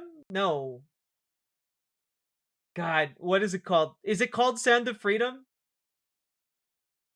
I for a minute, my mind blanked and I thought it had something to do with railroads. Anyway, Sound of Freedom. It's the studio that brought you Sound of Freedom, right? So that's one of the sponsors. And oh, look at that. Pendragon Cycle from Daily Wire Plus. He's literally taking money from the Daily Wire in order to advertise their upcoming miniseries that I made fun of literally yesterday. So, look, all I'm saying is Piers Morgan kind of stands in as a proxy for, one side, Fuentes for the other.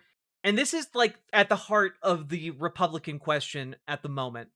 But it's pretty clear to me which side is gaining traction, and it's not the un-Nazified one, which, to be clear, still had a lot of the building blocks of Nazism inside of it.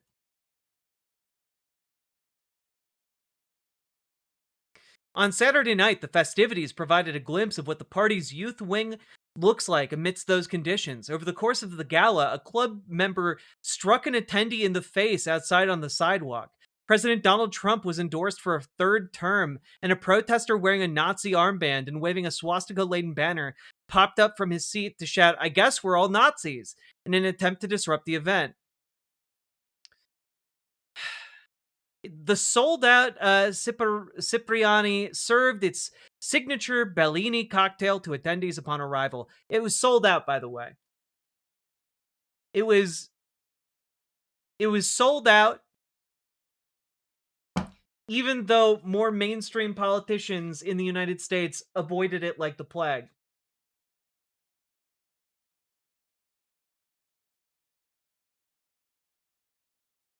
Zoltán Maga, a Hungarian violinist whose last name sparked jokes among the GOP faithful, performed during the 6-course dinner, which featured baked tagliolini with mushrooms, prime rib, and potatoes. Who gives a fuck what this room full of Nazis was eating? Jesus Christ.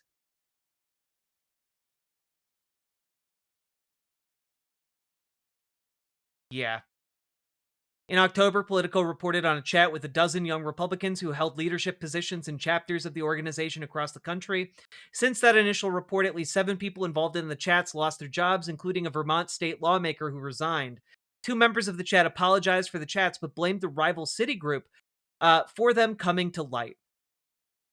Later in the evening, white nationalist Nick Fuentes, whose friendly October interview with Tucker Carlson has splintered the GOP, lingered on the sidewalk outside Cipriani after the club's organizers banned him from entering. "This is the worst event they've ever thrown," the club's press chairman, Lucian Wintrich, told reporters huddled together in the press pen where the media was restricted for much of the event.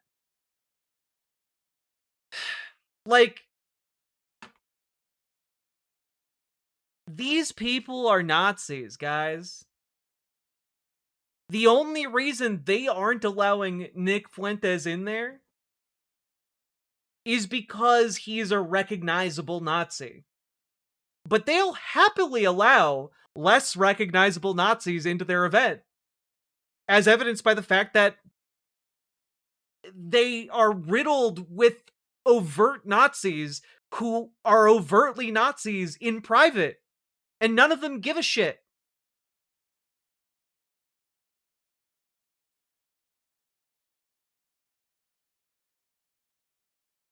God, it's truly embarrassing.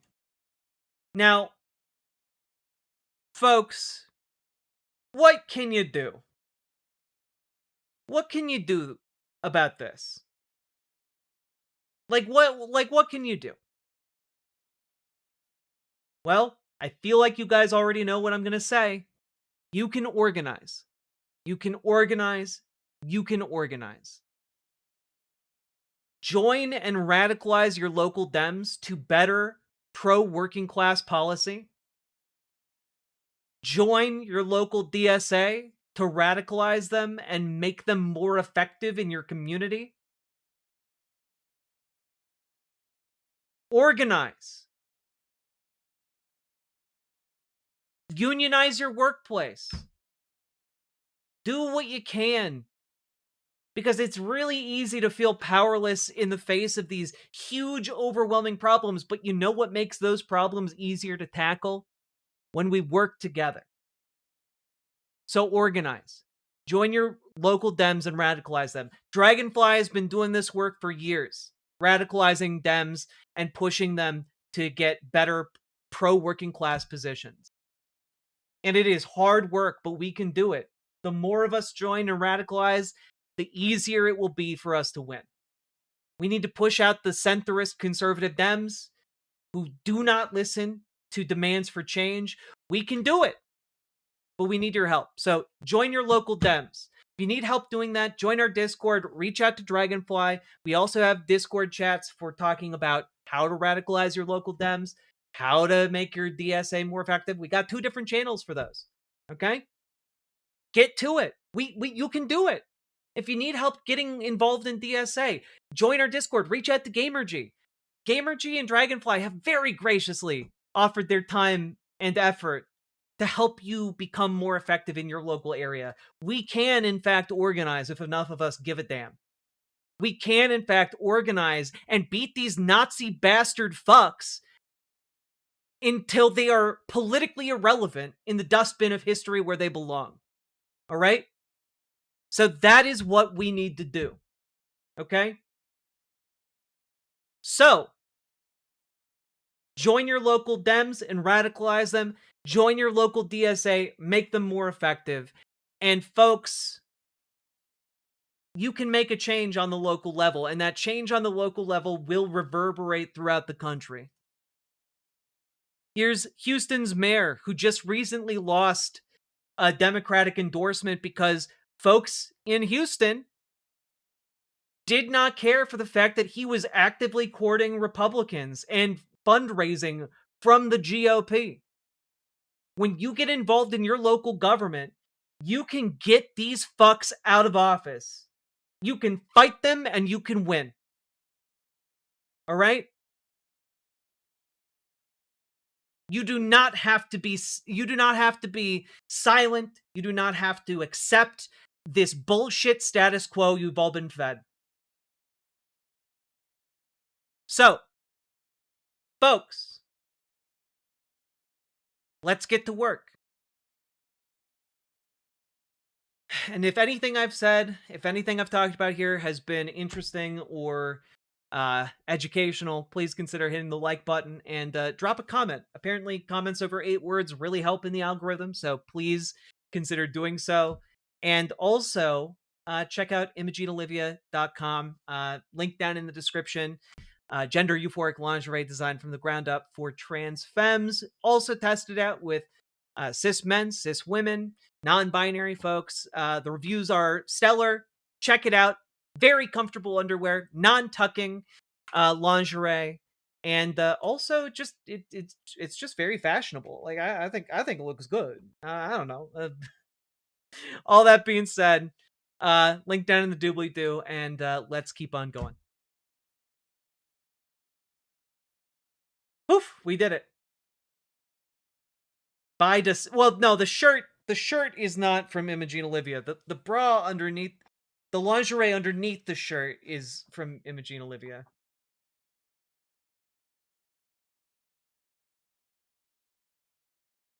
Oof, best ad ever. Thank you, that one American.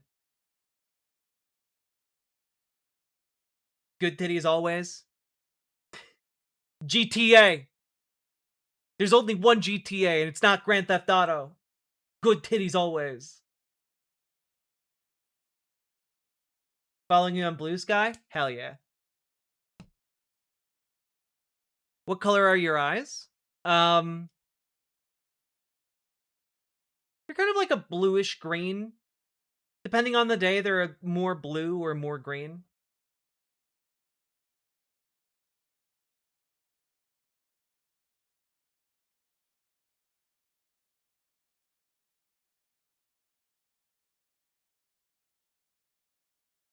I don't understand how GOP is able to isolate information like this to their base. They somehow keep all the Nazis and all the well-meaning Christians on separate news cycles. Well, 1, it's money, and 2, it's ownership, right? Like, most of the folks who own big newspapers or national media,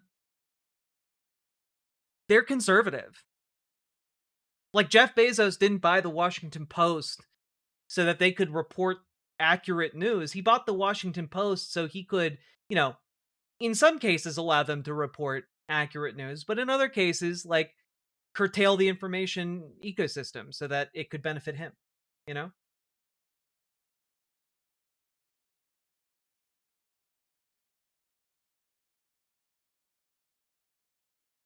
So if you dominate the ecosystem, you don't even have to really expend as much effort. Like for Jeff Bezos, he gets to basically buy and wield a massive propaganda arm without the appearance of him doing so. You know?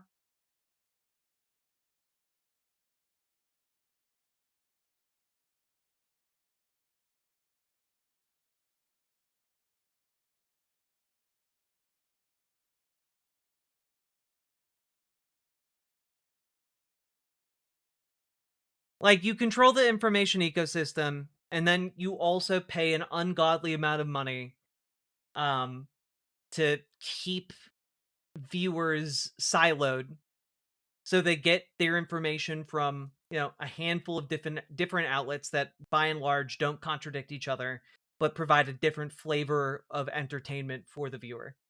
You know, that's basically Fox News in a nutshell. Fox News, America Now, or what's it called? One America News Network, Right Side Broadcasting. These are all examples of functionally the same information, but, you know, with a bit of a different spin.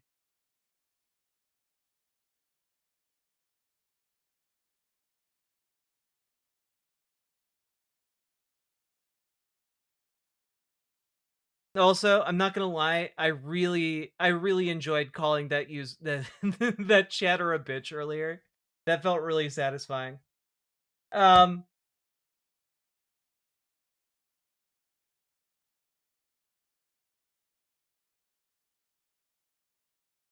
it's just frustrating. This whole Nazi thing is a huge topic right now, but my boomer parents have no idea. Yeah, and I feel like boomers in particular are not as accessible with the Nazi rhetoric, but like, God.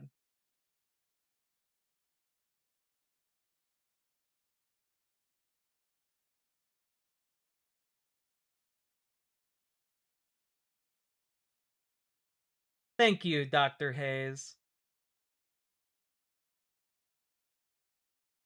Hey, Jack, a lot of my friends see me as the crazy leftist guy. Got any advice? Well, I mean, it's all, I think it's all in how you present yourself and how you present information, you know? Um, like, I think, I think if you present yourself in a more, like, I don't know, who are you gonna believe? Like, if you come across like Doc Brown from Back to the Future and you just got like your hair's all crazy, a guy you just got exploded by an experiment, and you come out and you're like, listen to me, I have something to tell you, and then like you just ramble about something. All that information could be true, but like the presentation of that information matters. How you present yourself matters in that interaction, and then your rhetoric in how you present it matters, right?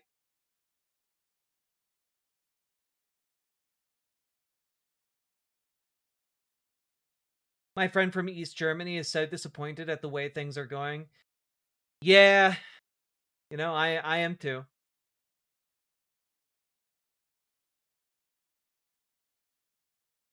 Doc Brown is a perfectly reasonable, normal, and respectable person.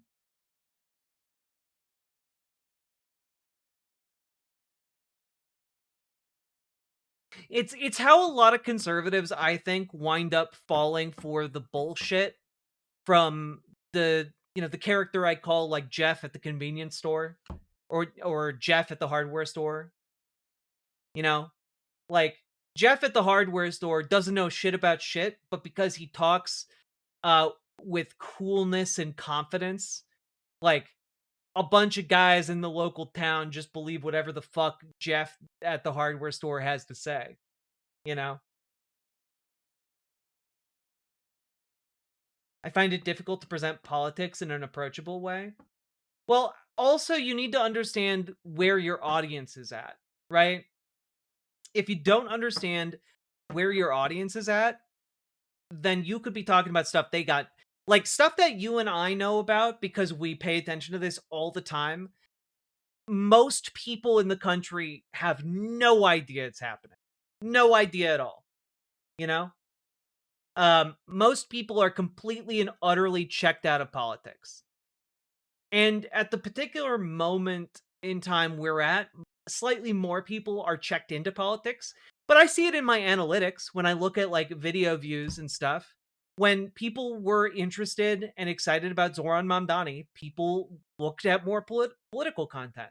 Now that election is over and we're on the downslide until we get into a peak of more interest as the midterms get closer. So most people have no idea what's going on. So you need to understand where, your friends or coworkers or, acquaintances are at when it comes to politics. And then you need to like be able to meet them there. Like there's no point having an in-depth conversation about socialism if like they don't even know what socialism is, right?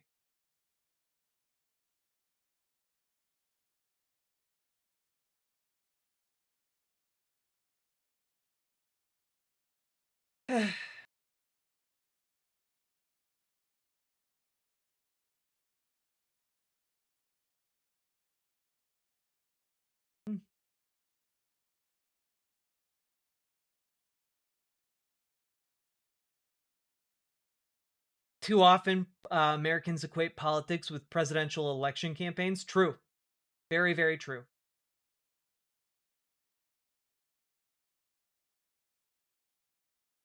And Hello Mello, I think, presents a really good tack for talking with colleagues and friends about politics. Talk to them about parts of their life that matter to them and explain how politics affects that. Yeah, because everything's political, right? Now, folks, we've been going for over 2 hours, and please, for the love of God, hit that like button and consider supporting stream because it's 3 o'clock in the morning. I've been working like nonstop today to try and make this stream happen, make my life continue to be sustainable. My day, I woke up. I woke up and I went and I ran on my elliptical. And you know what? It was great. I was feeling good. I thought everything was sunshine and roses. And then I was like, okay, now that I've worked out, I'm going to go and I'm going to heat up my leftover Indian food. I've got a bunch of chicken josh in my fridge with some basmati rice and mixed pakora. I'm going to eat the shit out of that. It's going to be delicious. And I heated it up and I take it out of the microwave, right? You're a scented kitten. Thank you for the $10 tip. I very, very much appreciate it. Thank you for actually heeding my call. But so I take this chicken josh and I'm walking through the kitchen and all of a sudden I infomercial bumbled my bowl hard. And I'm not talking like a little like whoa. I'm talking like I infomercial bumbled that shit. And it it went everywhere. All of the sauce, all of the chicken, it like splattered the walls, splattered the floor. It got all over me. A little bit of it got on my partner. It got in the drawer that always swings a little bit open because it's just on an unbalanced roller. And luckily the bowl was fine. The bowl itself didn't shatter. A good quality stoneware that I got at a garage sale. But the food was obliterated. So I was just I was so hungry and so upset, and my partner was just like, "Look, go wash yourself off. I'll handle this." And then made me sit down on the couch while she cleaned it up because she's just the best human in the entire universe. Like, I would have cried. I was too sad to cry in the moment. And I was really, really, really upset that all that food got destroyed. And then my partner cleaned it all up and split her, she had made a bagel with like cream cheese and turkey, and she split it with me. And then we ordered more Indian food and split that. And it was one of the nicest things anyone has ever done for me, and I felt really, really loved. And then we wrapped Christmas presents, and like that has been my day. So I was doing the physical work of like organizing for the holidays and just bumble fucking my food. And anyway, please support the stream so I can I can replace that Indian food, I guess. Afford to do so anyway. To be frank, you're not officially an adult until you've dropped all the plate at least once. True. True.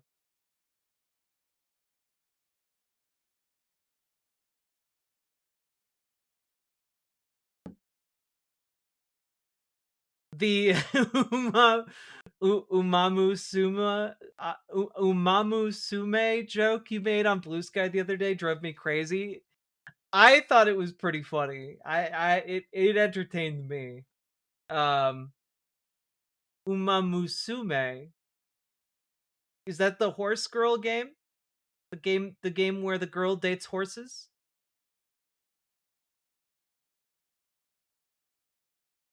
Oh, Patrick Lucas, that story makes my heart drop just in your... Oh my god, you dropped an entire large pizza face down on the ground? Ugh. Oh, I'm so sorry that happened to you.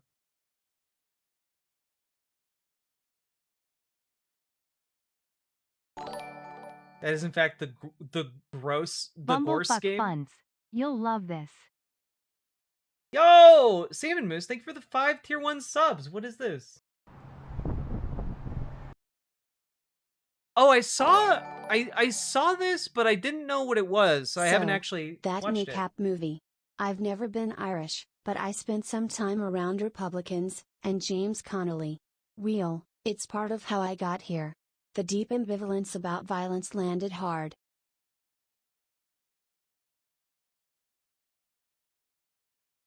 Wait, you spent some time around James Connolly? How old are you? Wait a minute. Also, thank you for the $10 super chat. Very much appreciated. The image I added was cursed.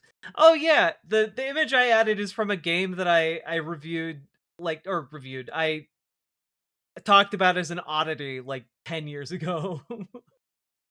It's not a good game. I would not recommend it except for how weird it is.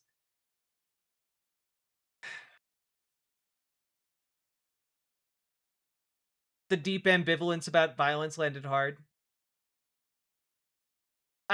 I don't know what the kneecap movie is, so I feel a bit out of the loop about when it comes to that comment, but I agree with the sentiment. Okay, what is this thing you sent me, Salmon Moose? This is a trailer of some kind for a game called Supreme Experiment. Is this a Hideo Kojima film? Or game? I have no idea what this is.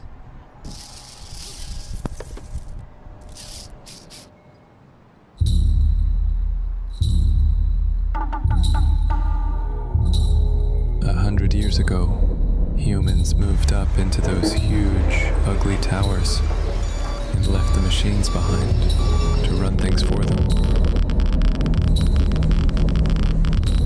Left alone for a century, the machines evolved in ways no one could predict.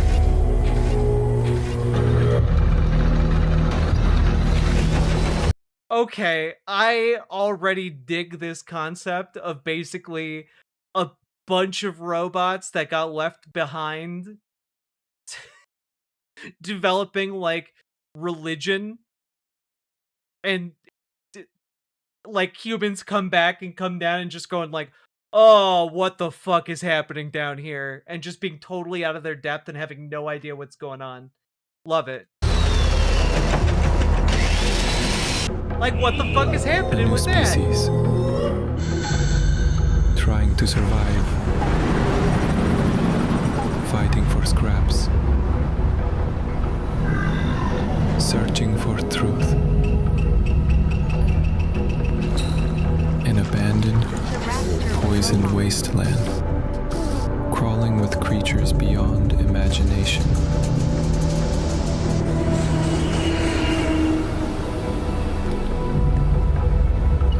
I love that in this setting, all of the robots give themselves faces.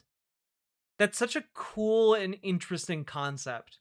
Down here, humans don't belong. Yeah, Robo-Oni. For those who left the city, it's a one-way ticket.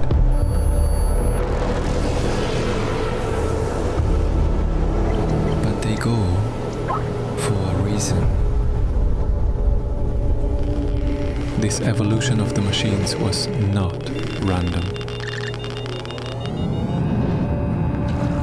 There's something vast behind it. And it's coming for everyone, not just the machines. Oh shit, did Eldritch gods are using the machines to like take humanity, take the planet? Aliens coming? Hijack the signal? The people in the cities don't know it yet, but soon they will. They all will. Oh, well that is cool as shit. That's neat. I like that. I like give me the Reapers are coming again. You know? I liked the concept of the Reapers in Mass Effect so fucking much. I love it so fucking much. And like, God, I do really enjoy this.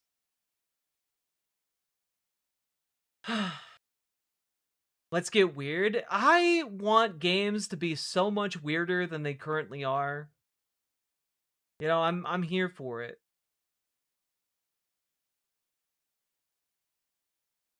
Oh shit, T-Lave, I look like an anime character. I look like I'm 10 steps ahead of you. And you're already dead. I love it. Thank you.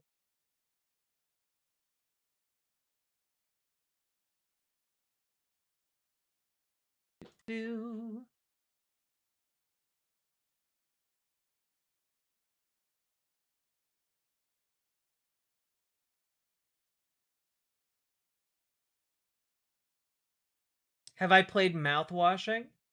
I've played I own it. I haven't played it. It is a weird game from what I've seen.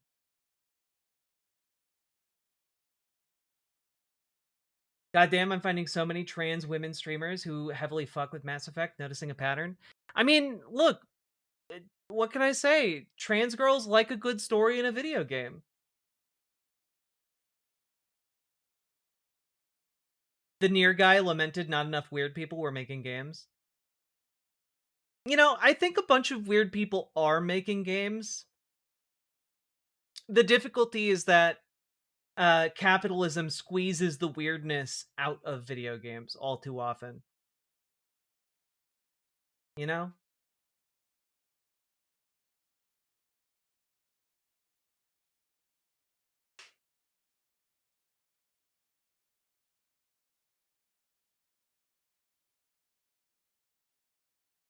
All right. That was cool as shit. Thank you for making me watch that, Salmon Moose. Also, I've been meaning to check out the 315 seconds showcase.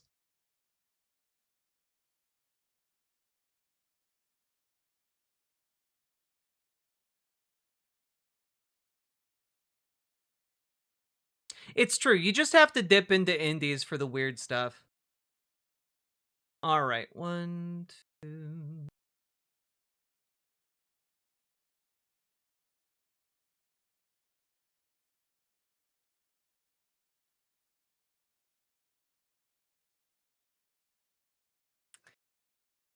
Okay, folks. I think I need to be done. I think I need to be done for the night. As much as I would love to stay in chat, I have been staying up until like 5 or 6 in the morning, and that has been a real grind on my ability to do things. So, I am going to go to bed. Hopefully I will get an earlier start tomorrow, or rather later today, because we have a lot more to talk about. So, last call, support the stream, hit that follow button, hit that subscribe button, do the things, and I will see you all later. Bye!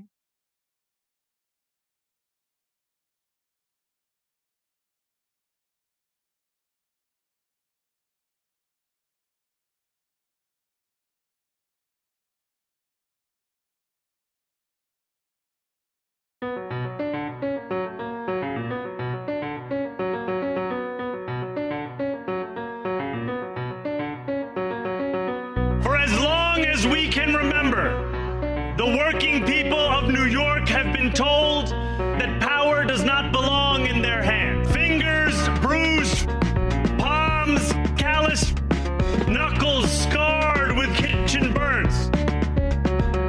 These are not hands that have been allowed to hold power. And yet, over the last 12 months, you have dared to reach for something greater. Tonight, against all odds, we have grasped it.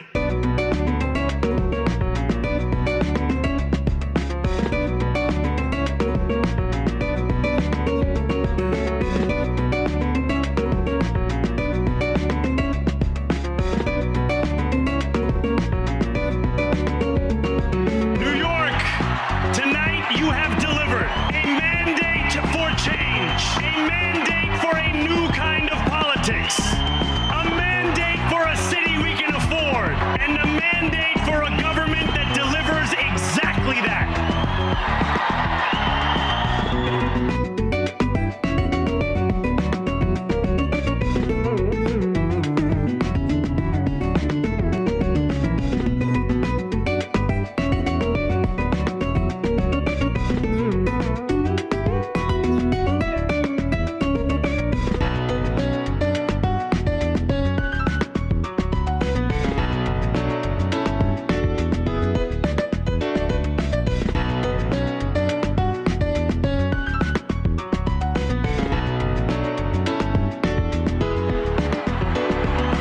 Thank you to those so often forgotten who made this movement their own.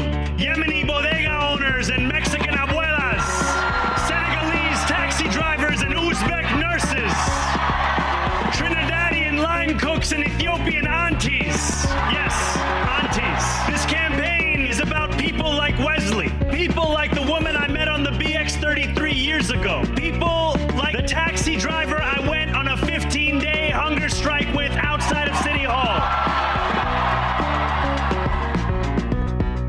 My brother